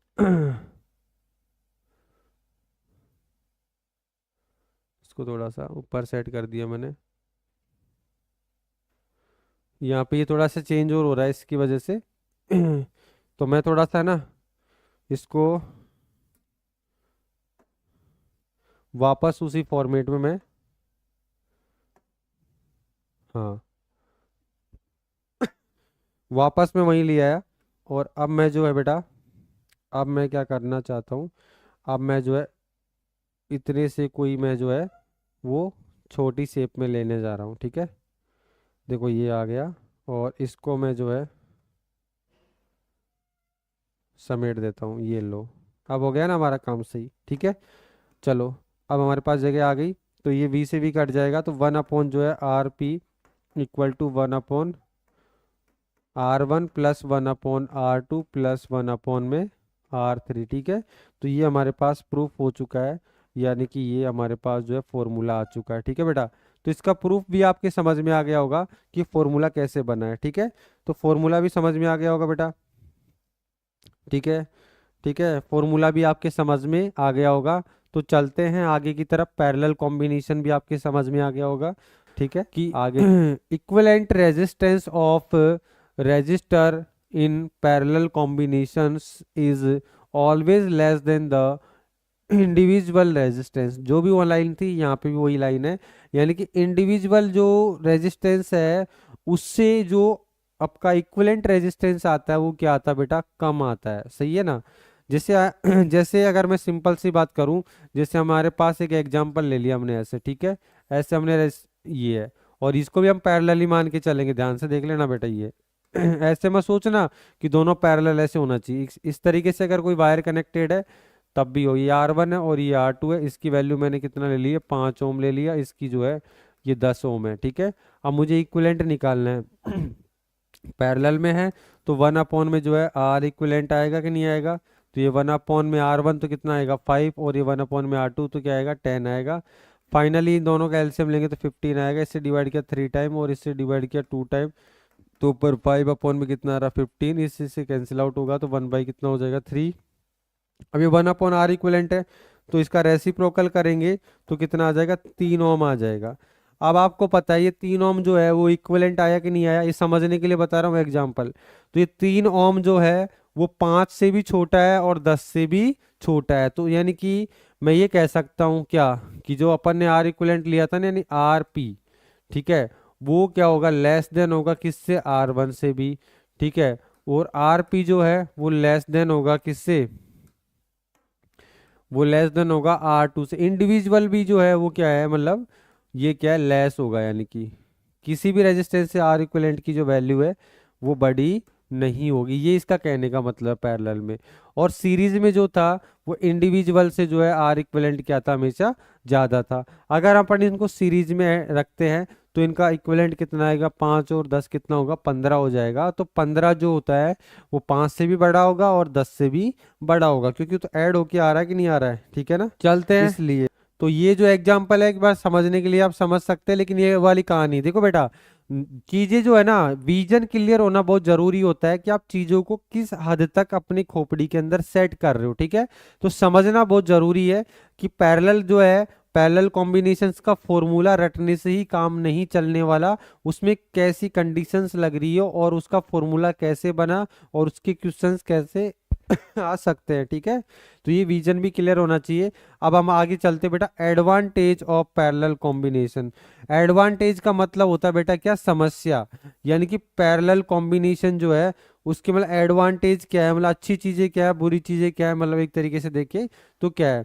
तो बेटा पैरेलल कॉम्बिनेशन है ना काफी हद तक अच्छा होता है, क्योंकि पैरेलल कॉम्बिनेशन जो होता है वो पर्सनली जो होता है वो कनेक्टेड होता है किससे, बैटरी से। पर्सनली कैसे होता है बेटा, जैसे मान लिया ये हमारे पास जो बैटरी है ना, ये पॉजिटिव टर्मिनल है लेकिन नेगेटिव है। अब आप ध्यान से देखना बेटा, बहुत अच्छी बात है समझने की है कि करंट यहाँ से जा रहा है आई, सही है, और यहाँ जाके करंट ने सोचा इधर जाना है कि इधर जाना है, तो कुछ करंट इधर से चला गया आई वन और इससे चला गया कितना बेटा आई टू। अब क्या हुआ कि हमारे इस वाले रेजिस्टेंस में कुछ गड़बड़ हो गया, यानी खराब हो गया, ब्रेक हो गया, ठीक है। तो ये इसने इसने काम करना क्या कर दिया बेटा, बंद कर दिया। हो सकता है यहाँ पे बल्ब लगा है, यहाँ पे बल्ब लगा हुआ है, तो ये वाला बल्ब अगर जलना बंद कर देगा तो इसका मतलब ये नहीं है कि ये भी जलना बंद कर देगा, क्योंकि इसका कनेक्शन अलग से, करंट यहाँ से आई टू जा रहा तो इसमें के फ्लो किस में जाएगा कि नहीं जाएगा। यानी सीधी सी बात ये है कि पैरेलल कॉम्बिनेशन के अंदर अगर एक इंस्ट्रूमेंट, अगर एक रेजिस्टेंस में दिक्कत आ जाती है तो दूसरा अपना काम करता रहेगा, यानी पहला जो रेजिस्टेंस है वो दूसरे पे और दूसरा जो पहले पे डिपेंड नहीं होता है, ये अपने आप में पर्सनल होते हैं, इनके सबके जो कॉन्टेक्ट कनेक्शन जो होते हैं वो अलग अलग होते हैं, ठीक है। जैसे कि आपके घर में जो कनेक्शन होता है तो इतने सारे स्विच लगे होते हैं, तो आप चाहते हो एक स्विच से एक एक बल्ब ऑन होता है, एक से पंखा ऑन होता है, एक से टीवी ऑन होता है, एक से ये होता है, तो सारे के सारे जो है ना बेटा वो पैरेलल में कनेक्टेड होते हैं, ठीक है। और कभी देखना आपके घर के आगे डिजाइनिंग वाली जो लाइटें होती है, बहुत सारी लाइटें जो होती है, तो कई बार क्या करता है ज्यादा वायर यूज ना हो इसलिए जो है ना वो अपन लोग भी और जो लाइट फिटिंग करने वाला एक ही स्विच से 2-3 बल्ब को एक साथ स्टार्ट कर देता है, तो अपन एक बल्ब चलाते हैं तो 2 से 3 बल्ब एक साथ जलते हैं, इसका मतलब वो सीरीज कॉम्बिनेशन होता है। और उसमें अगर एक भी बल्ब अगर खराब हो जाता है तो सारे के सारे बल्ब जो है काम करना छोड़ देते हैं। दूसरा एग्जाम्पल अगर मैं दूं आपको, तो अगर अपन दिवाली की जो है, दिवाली के टाइम पे जो अपन जो वो जो लाइटें लेके आते हैं ना, जो जिसमें बहुत सारे बल्ब होते हैं, छोटे छोटे से बहुत सारे बल्ब होते हैं, तो उसमें ज्यादातर बल्ब जो होते हैं वो एक ही वायर से कनेक्टेड होते हैं, तो सीरीज कॉम्बिनेशन होता है। उसमें अगर एक भी बल्ब क्या होता है, अगर खराब हो जाता है, फ्यूज हो जाता है, तो सारे के सारे बल्ब काम करना बंद कर देते हैं। मैंने एक चीज बताई थी, बल्ब चाहे कितना भी छोटा हो, बल्ब एक ऐसा होता है, एक ऐसे उसमें एक फिलामेंट ऐसे होता है, तो उसमें क्या होता है वायर से कनेक्ट हुआ, ऐसे 2 वायर निकले होते हैं ना उसमें, देखना कभी भी, तो करंट इसमें जाके ऐसे जाएगा, फिर दूसरा बल्ब होगा और दूसरे में भी ऐसे जाके ऐसे जाएगा। अब गलती से अगर यहाँ से फिलामेंट क्या हो गया, ब्रेक हो गया, टूट गया, तो करंट यहाँ से इसमें जा ही नहीं पाएगा, तो खराब तो ये हुआ है, लेकिन इसके चक्कर में जितने भी तो बल्ब इसके सीरीज में लगे थे सारे के सारे काम करना बंद कर देते हैं। तो आपको पता होना चाहिए सीरीज कॉम्बिनेशन में एक भी खराब होगा तो सारे बंद हो जाएंगे, लेकिन पैरेलल कॉम्बिनेशन में एक खराब हो गया तो दूसरे पे कोई फर्क नहीं पड़ता। और पैरेलल कॉम्बिनेशन में जो इक्विवेलेंट रेजिस्टेंस आता है वो भी बहुत कम आता है। तो हम चाहते हैं कि रेजिस्टेंस कम से कम आए ताकि हमारा करंट ज्यादा खर्च नहीं हो। तो पैरेलल कॉम्बिनेशन इस तरीके से भी सही है। और दूसरा जो है एक खराब होगा तो दूसरे पे इफेक्ट नहीं होगा, तो इस तरीके से भी सही है। तो पैरेलल कॉम्बिनेशन काफी हद तक सही होता है सीरीज कॉम्बिनेशन के बजाय। ठीक है, तो काफी चीजें आपके क्लियर हो गया होगा दिमाग के अंदर। ठीक है, तो अब आगे चलते हैं। तो ये एडवांटेज को मैं एक बार बता देता हूँ क्या क्या लिखा हुआ है, तो एक बार इसको समझ लेना बेटा। In parallel combination each appliance gets the full voltage. ठीक है, यानी कि जो पैरेलल कॉम्बिनेशन होता है उन पे ईच जो है अप्लाइन जो है ना, मतलब अप्लायंस मतलब हो गया जो भी रेजिस्टेंस होते हैं उन सब पे क्या होता है, रेजिस्टेंस फुल मतलब वोल्टेज फुल जाता है, क्योंकि वो सीधे डायरेक्ट कनेक्टेड होते हैं। जैसे ये वाला वोल्टेज है 10 वोल्ट है, तो सीधा ये 10 वोल्ट इसमें भी जाएगा इसमें, क्योंकि सब में वोल्टेज क्या होता है, सेम होता है, अलग अलग तो होता नहीं है। पैरेलल में क्या होता है, कुछ करंट ये खर्च करेगा फिर ये करेगा फिर ये करेगा, तो वोल्टेज क्या होता है, कम होता जाता है। ठीक है ना, तो एक तो ये अच्छी बात है। दूसरा क्या है, if one appliance is switched on and other are not affected, इसका मतलब ये हो रहा है कि अगर एक जो है वो स्विच ऑन हो जाए या ऑफ हो जाए, मतलब एक अगर आपके पास जो है अप्लायंस बोले तो एक कोई रेजिस्टेंस है वो अगर खराब हो जाए या उसको ऑन कर दे या ऑफ कर दे, तो दूसरे पे कोई इफेक्ट नहीं होता है, दूसरा प्रॉपर काम करता रहेगा। ठीक है बेटा ठीक है बेटा, चलते हैं आगे, चलते हैं आगे, आगे चलते हैं। Heating effect of electric circuit, heating effect of electric circuit, आगे बात करते हैं heating effect of electric circuit. यानी कि जितने भी इलेक्ट्रिक सर्किट होते हैं तो उसमें हीट का क्या इफेक्ट होता है। सीधी सी बात है बेटा, अगर कोई चीज गर्म होगी तो जल्दी से काम करना क्या हो जाएगा, यानी कि सर्किट ब्रेक हो जाएगा, चीजें जल जाती है। ठीक है, तो हीट इफेक्ट होता क्यों है। ठीक है, तो एक बार देखते हैं इसको देखते हैं, कुछ लाइंस लिखी हुई है। When a electric current is passing through a conductor, ठीक है, and it generated heat due to the heat generated है ना, हीट क्या होता है, जनरेटेड होगा किस वजह से, और रेजिस्टेंस की वजह से, और वर्क डन जो है। ठीक है, हीट इफेक्ट, जैसे मान लिया हीट इफेक्ट होता है क्या है, जैसे मान लिया क्या, करंट जब फ्लो होता है ना बेटा, तो उसमें क्या होता है, करंट जो ऐसे फ्लो करता है, इसका मतलब इलेक्ट्रॉन की वजह से।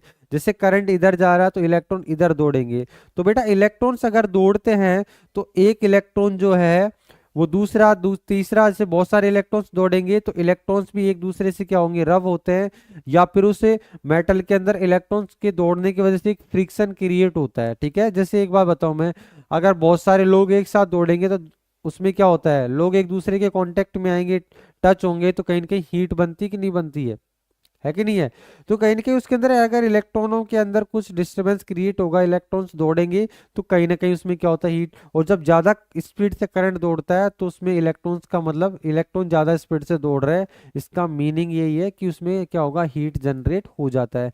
कई बार अगर पतला वायर होता है, हल्का वायर होता है, तो उसमें हाई वोल्ट लगा देते हैं, तो हाई वोल्ट का मतलब उसमें करंट ज्यादा दौड़ेगा, करंट दौड़ेगा मतलब इलेक्ट्रॉन ज्यादा दौड़ेंगे, इलेक्ट्रॉन ज्यादा दौड़ेंगे, इसका मतलब हीट ज्यादा होगी, और वो वायर क्या हो जाता है, जल जाता है। जलता है कि नहीं जलता है। इसलिए वायर्स जो अपने जो मोबाइल वगैरह यूज करते हैं उसमें लो वोल्ट यूज करते हैं। अपना चार्जर होता है ना बेटा, वो क्या करता है, अपने घर में स्विच में उस हाई वोल्ट जो है वो आता है, तो उसको लो वोल्ट में निकालता है, ताकि अपने मोबाइल के अंदर छोटे छोटे वायर होते हैं, उसमें ज्यादा करंट की जरूरत नहीं होती। ज्यादा करंट अगर उसमें फ्लो हो गया ना तो पूरा मोबाइल क्या होता है, जल जाता है। ठीक है, क्योंकि उसमें करंट इलेक्ट्रॉन्स दौड़ेंगे, वायर काफी छोटा होता है, तो उसमें रेजिस्टेंस बढ़ेगा तो हीट बढ़ेगी, और हीट बढ़ के वो क्या होता है, जल जाता है। ठीक है, तो इस तरीके से आपको पता है हीट का बहुत सारा रोल होता है, जो है रेजिस्टेंस जो है उसकी वजह से भी हीट बनती है। ठीक है, आगे बात करते हैं वर्क डन क्या होता है।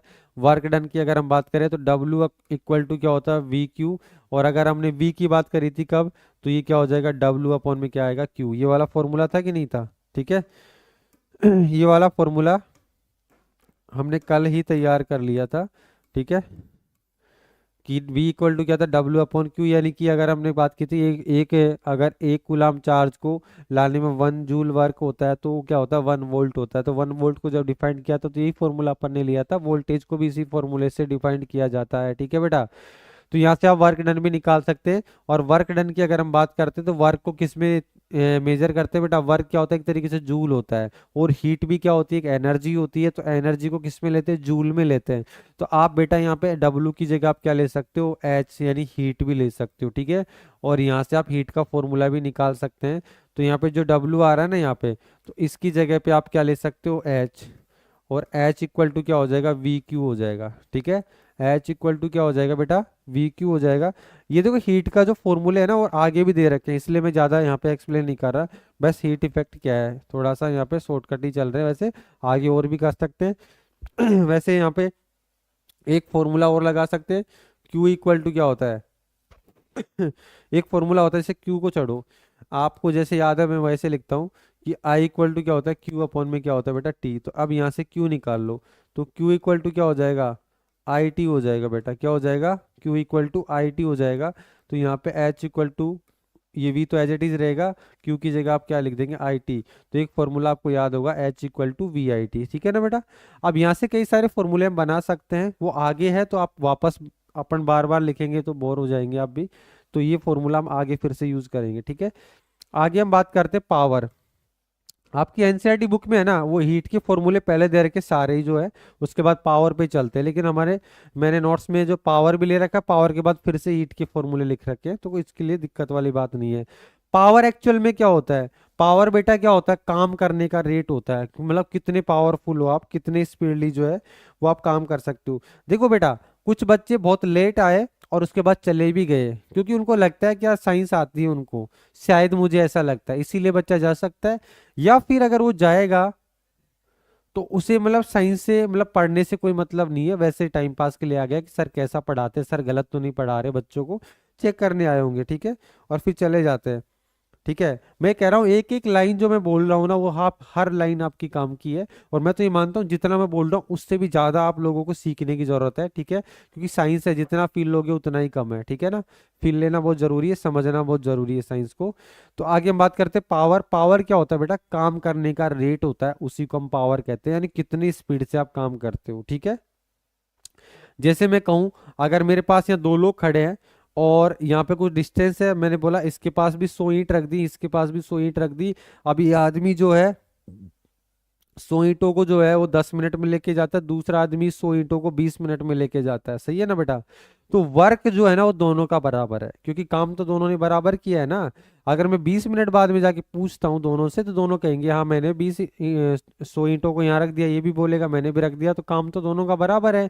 लेकिन काम किसने जल्दी किया, जिसने 10 मिनट में किया, और जिसने 20 में किया उसने लेट किया। तो जिसने 10 में किया उसका मतलब उसमें पावर ज्यादा थी। तो कैसे हुई, क्योंकि पावर होती है ना बेटा, P इक्वल टू क्या होता है, W अपॉन में क्या होता है, T होता है। अगर जिसने वर्क दोनों का क्या हुआ, सेम हो गया, लेकिन टाइम जो है, क्योंकि पावर जो होता है टाइम के इनवर्सली प्रोपोर्शनल होता है, यानी कि टाइम जितना कम होगा पावर उतनी ज्यादा होगी। तो एक ने 10 लिया, एक ने 20 लिया, तो 10 वाले का जो है पावर ज्यादा हो गया और 20 वाले का पावर क्या हो गया, कम, क्योंकि उसने टाइम ज्यादा लिया। तो पावर जो है टाइम के इनवर्सली प्रोपोर्शनल होता है। तो देखा जाए तो पावर जो होता है बेटा, वो क्या होता है, वर्क डन अपॉन में टाइम होता है, ठीक है। और वर्क की अगर हम बात करें तो वर्क का फॉर्मूला हमने यहाँ पे ले रखा है क्या, क्यू वी, या वी क्यू भी हम कह सकते हैं। तो वी क्यू अपॉन में नीचे क्या आएगा, टाइम को हम टी से डिनोट करते हैं। तो ये फॉर्मूला आपके समझ में आ गया कि वी क्यू अपॉन में टी कैसे लिखा हमने। और दूसरी बात है बेटा, यहाँ पे आगे हमने क्या किया, यहाँ पे क्यू अपॉन में टी को सेपरेट कर दिया, क्योंकि मैं यहाँ पे लिख सकता हूँ क्या, यहाँ पे आई इक्वल टू क्या होता है, क्यू टी होता है कि नहीं होता है। तो देखो क्या जबरदस्त रिलेशन लगा दिया इन्होंने, कि ये देखो इसको अलग कर दिया यहाँ पे, तो ये मामला सेट हो गया। तो क्यू अपॉन में टी क्या होता है, आई होता है, ठीक है। तो क्यू अपॉन में टी की जगह आई, तो एक फॉर्मूला ये भी होता है क्या, एक फॉर्मूला क्या, वी आई भी होता है, ठीक है। पावर क्या होती बेटा, पी इक्वल टू क्या होती, वी आई होती कि नहीं होती, पी इक्वल टू वी आई भी आपने देखी होगी, है ना। कई सारे फॉर्मूले होते हैं पावर के अंदर, ठीक है। ठीक है बेटा। और अगर हीट में रिलेशन चाहिए तो हीट क्या होता है, पावर मल्टीप्लाई टाइम।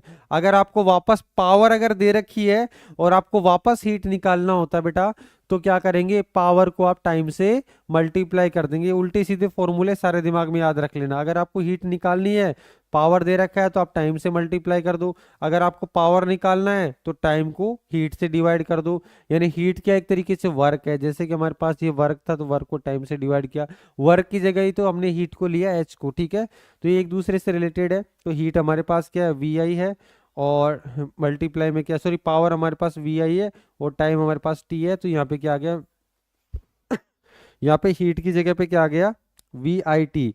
और वी आई टी देखो हमने यहाँ पे निकाल लिया था, ठीक है। तो इस तरीके से भी आप यहाँ पे लिख सकते हैं।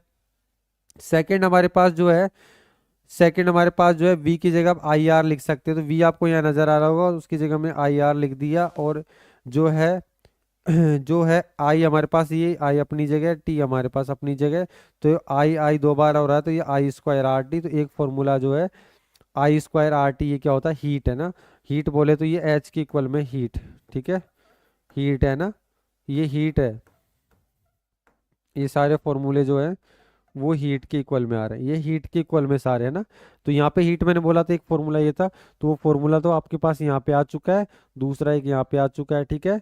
और भी आप रिलेशन निकाल सकते हैं आर के अपॉन में, ठीक है। तो एक फॉर्मूला और भी ले सकते हैं हम, यानी हीट का जो फॉर्मूला है वो एक फॉर्मूला और भी आ जाता है यहाँ पे, यानी एच इक्वल टू जो है, यानी कि अगर हम जो है यहाँ से किसकी फॉर्म में ले सकते हैं, यहाँ से अगर हम आर आर हटाना चाहें, आर को तो रहने दो, हाँ, आई इक्वल टू क्या ले सकते हैं अपन, आई इक्वल टू क्या ले सकते हैं, वी अपॉन में आर ले सकते हैं। तो यहाँ पे आई स्क्वायर है तो ये वी स्क्वायर अपॉन में आर स्क्वायर ले सकते हैं ना। तो ये आई की जगह हम क्या लिखेंगे, आई की जब हम जगह पे हम वी स्क्वायर और आर और टी, और नीचे क्या हो जाएगा आर स्क्वायर, तो एक आर से एक आर कटेगा, तो मैं यहाँ पे लिख देता हूँ, ठीक है।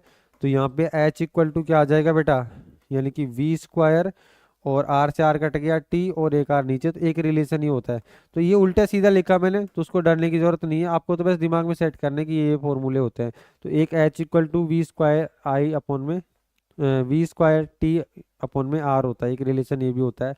पावर का भी आपको समझ में आ गया होगा, और हीट भी, और पावर और हीट एक दूसरे से कनेक्टेड है, कर ही पाओगे। आगे बात करते हैं joules law of heating. Joules law of heating, यानी जूल्स ने हीट के बारे में कुछ बताया। तो यानी कि सबसे पहले बात करते हैं करंट इन कंडक्टर, ठीक है बेटा, करंट इन कंडक्टर, ठीक है। तो यहाँ पे अगर देखें करंट की बात करें तो आई, और आई जो होता है, आई जो होता है बेटा करंट, तो हीट की अगर हम बात करें एच, तो एच का रिलेशन क्या था, एच इक्वल टू क्या था बेटा, एच इक्वल टू एक फॉर्मूला था, H equal to V I T, H equal to क्या था, V I T.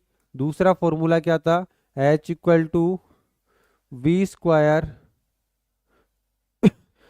We square अभी जो जस्ट मैंने निकाला था अपॉन में आर इंटू टी था, ठीक है। और और एक और फॉर्मूला जो था, एक और फॉर्मूला जो आया था हमारे पास आई स्क्वायर आर टी था, ठीक है। एक जो था H equal to I square R T. ये तीन फॉर्मूले हैं, ठीक है, और इनसे कई सारे रिलेशंस हम निकाल सकते हैं। तो यहाँ पे देखो बेटा हीट क्या होती है, जैसे एक वायर है, उस वायर में देखो हम सबसे पहले बात करेंगे क्या, करंट की, ठीक है। तो अगर वायर में करंट बेटा जितना ज्यादा होगा, करंट जितना ज्यादा होगा, तो हीट उतनी ही ज्यादा होगी। तो यानी कि हीट डायरेक्टली प्रोपोर्शनल किसके होती है, आई की होती है, ठीक है। यहाँ तो फॉर्मूला जो है वो आई स्क्वायर में आ रहा है कि नहीं आ रहा है कि नहीं है। तो यहाँ पे तो जो है वो मतलब कि आई जो है उसके मतलब स्क्वायर के टाइम हो जाता है, ठीक है ना। तो यहाँ पे जो है वैसे बोला जाता है हीट जो है डायरेक्टली प्रोपोर्शनल है किसके, आई स्क्वायर के, ठीक है। यानी कि आप थोड़ा सा करंट बढ़ाएंगे तो उसके आई स्क्वायर के टाइम जो है वो क्या होता है, हीट बढ़ जाती है, ठीक है ना। आगे हम बात करते हैं रेजिस्टेंस के बारे में। तो रेजिस्टेंस क्या होगा, रेजिस्टेंस क्या होगा, यानी कि हीट रेजिस्टेंस के कैसी होती है, रेजिस्टेंस जितना ज़्यादा होगा तो हीट उतनी ज़्यादा होती है। यानी टंगस्टन की बात करें या हम रोड की बात करें जो पानी गर्म करने की होती है, हीटर की बात करें, इन सब के अंदर ऐसे मेटल की जो है स्प्रिंग और ये प्लेटें होती हैं जिनका रेजिस्टेंस बहुत हाई होता है, जो कि क्या होती है बहुत ज़्यादा गर्म होती है। अपने पहले बल्ब जो जलता था जो 10 रुपए 20 रुपए का जो आता था वो रेड रेड जलता था, उसके अंदर जो फिलामेंट होता है वो टंगस्टन का होता है, और उसका जो है वायर का रेजिस्टेंस जो है मतलब बहुत हाई होता है, और मेल्टिंग पॉइंट भी बहुत हाई होता है, तो वो जलता है। तो रेजिस्टेंस ज़्यादा होने की वजह से वो ज़्यादा जलता है, तो हीट भी ज़्यादा क्रिएट करता है। और ये रोड आपको सामने दिखा रखी है, तो ये रोड भी जो है वो स्प्रिंग होती है, वो टंगस्टन की होती है। तो ये क्या हो रही है, जल रही है, तो यानी रेजिस्टेंस इसका बहुत हाई होता है, इसलिए इसकी हीट भी बहुत ज़्यादा होती है।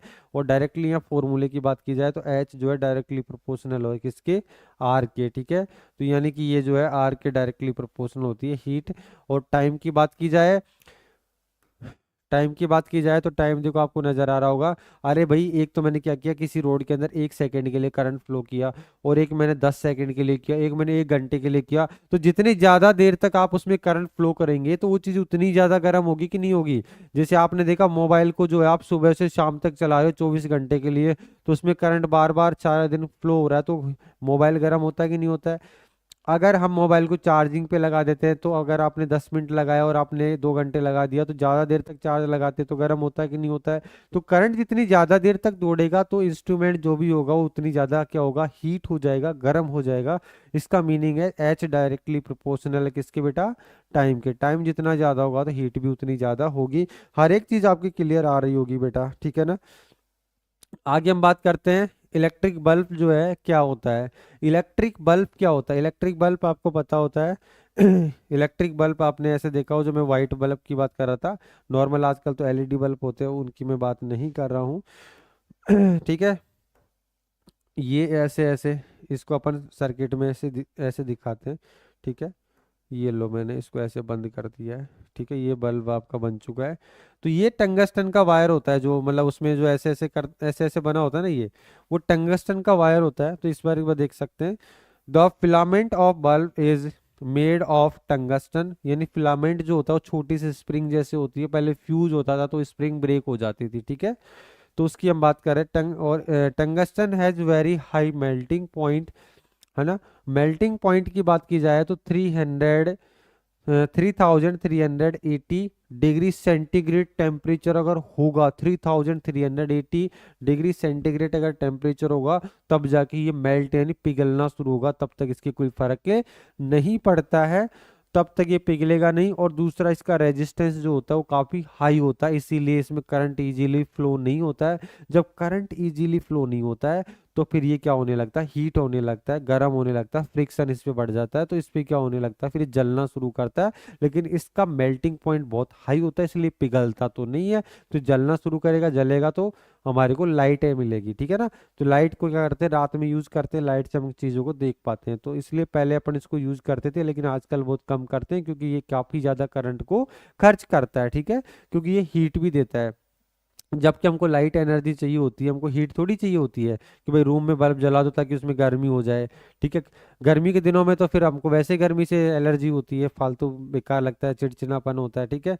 तो वैसे सर्दी में फिर भी उससे थोड़ी मदद होती है, लेकिन उससे ज़्यादा अपना लॉस, पॉकेट खाली होता है, पैसा ज़्यादा खर्च होता है, तो उससे क्या फ़ायदा, ठीक है। यानी कि आप देखें तो एक बल्ब अगर जलता था ये वाला, उसमें हम 20 एलईडी बल्ब भी जला सकते हैं, ठीक है। तो इतना ज़्यादा हमारे पहले लाइट खर्च होता था ऐसे बल्ब से, ठीक है। तो कुछ समझ में आ गया होगा। और ये बल्ब होता है ना बेटा, इसके अंदर जो नाइट्रोजन गैस भरी जाती, ताकि वो जो है उसके साथ रिएक्शन नहीं कर पाती, और इजीली वो जल्दी से खराब नहीं होता है, ठीक है। आगे हम चलते हैं। तो बस खत्म होने वाला है बेटा, एक लास्ट टॉपिक थोड़ा सा बचा है बस, उसके बाद खत्म है, ठीक है, आज का लेक्चर, ठीक है। चलते हैं फिर बेटा आगे। आगे जो है इलेक्ट्रिक पावर। तो बेटा पावर वाली बात तो हमने वैसे पहले कर ली पहले, लेकिन वो पावर थी, वो इलेक्ट्रिक पावर नहीं थी, ठीक है ना। तो इलेक्ट्रिक पावर की बात करें तो पावर क्या होता है बेटा, वर्क करने का जो रेट होता है, यानी कि वर्क जो है आप कितनी स्पीडली कर रहे हो, यानी कि जितना कम टाइम होगा और जितना ज्यादा वर्क होगा तो पावर ज्यादा होगी। यानी कि पावर जो होती है ना बेटा, वो डायरेक्टली प्रोपोर्शनल किसकी होती है, वर्क की होती है, और इनवर्सली प्रोपोर्शनल किसकी होती है, टाइम की होती है। यानी टाइम कम होना चाहिए और वर्क ज्यादा होना चाहिए, तो पावर ज्यादा होगी, ठीक है ना। तो पी जो है, अब आपने इलेक्ट्रिक वर्क जो निकाला था डब्लू है, तो डब्लू को हमने एस से लिया था, वह हीट हीट बोल दे, एच इक्वल टू हम डब्लू भी लिख सकते हो, डब्लू जो है एक तरीके से वी आई हमने लिया था, वी आई टी लिया था बेटा, ठीक है ना। तो यहाँ पे जो है और फिर उसको टाइम से अगर हम डिवाइड करेंगे तो टी से टी कट जाएगा। तो सीधी सी बात है, ये हमारे पास जो है पावर के सारे फॉर्मूले थे। यानी कि जो जो हीट के फॉर्मूले थे ना बेटा, उनमें से सब में से टी हटा देंगे, क्योंकि टी डिवाइड में आएगा तो सब में से टी हट जाएगा।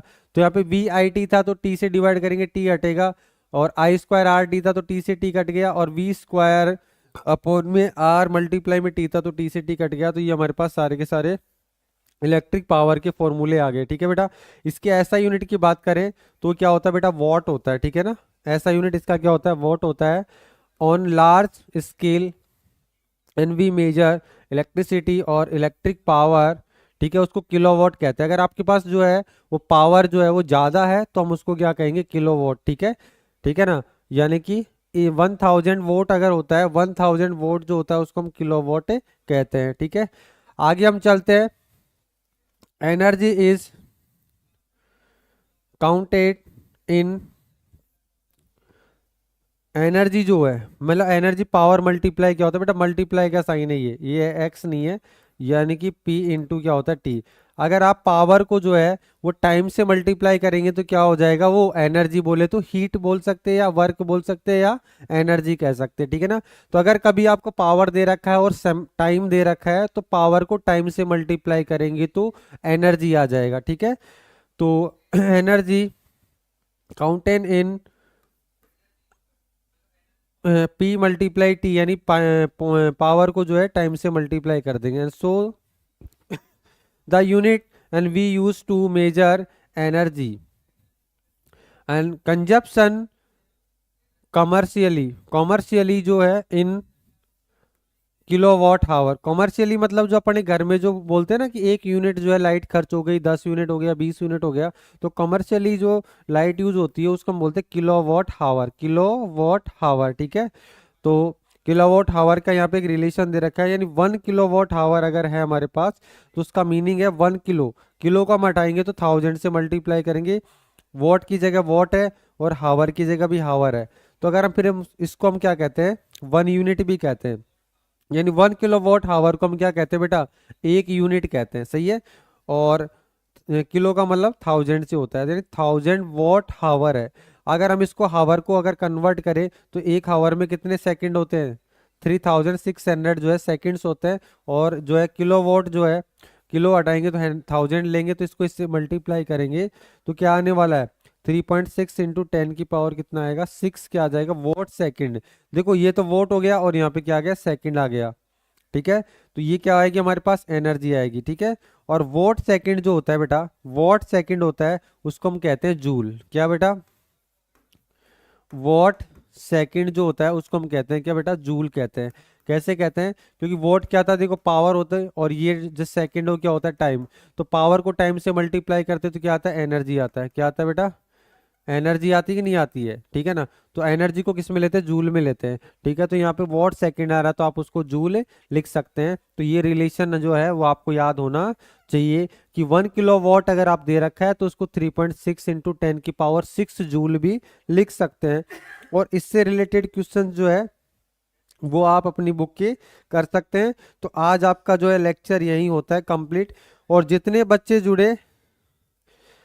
बच्चे जुड़े उन सभी को थैंक यू, धन्यवाद बेटा।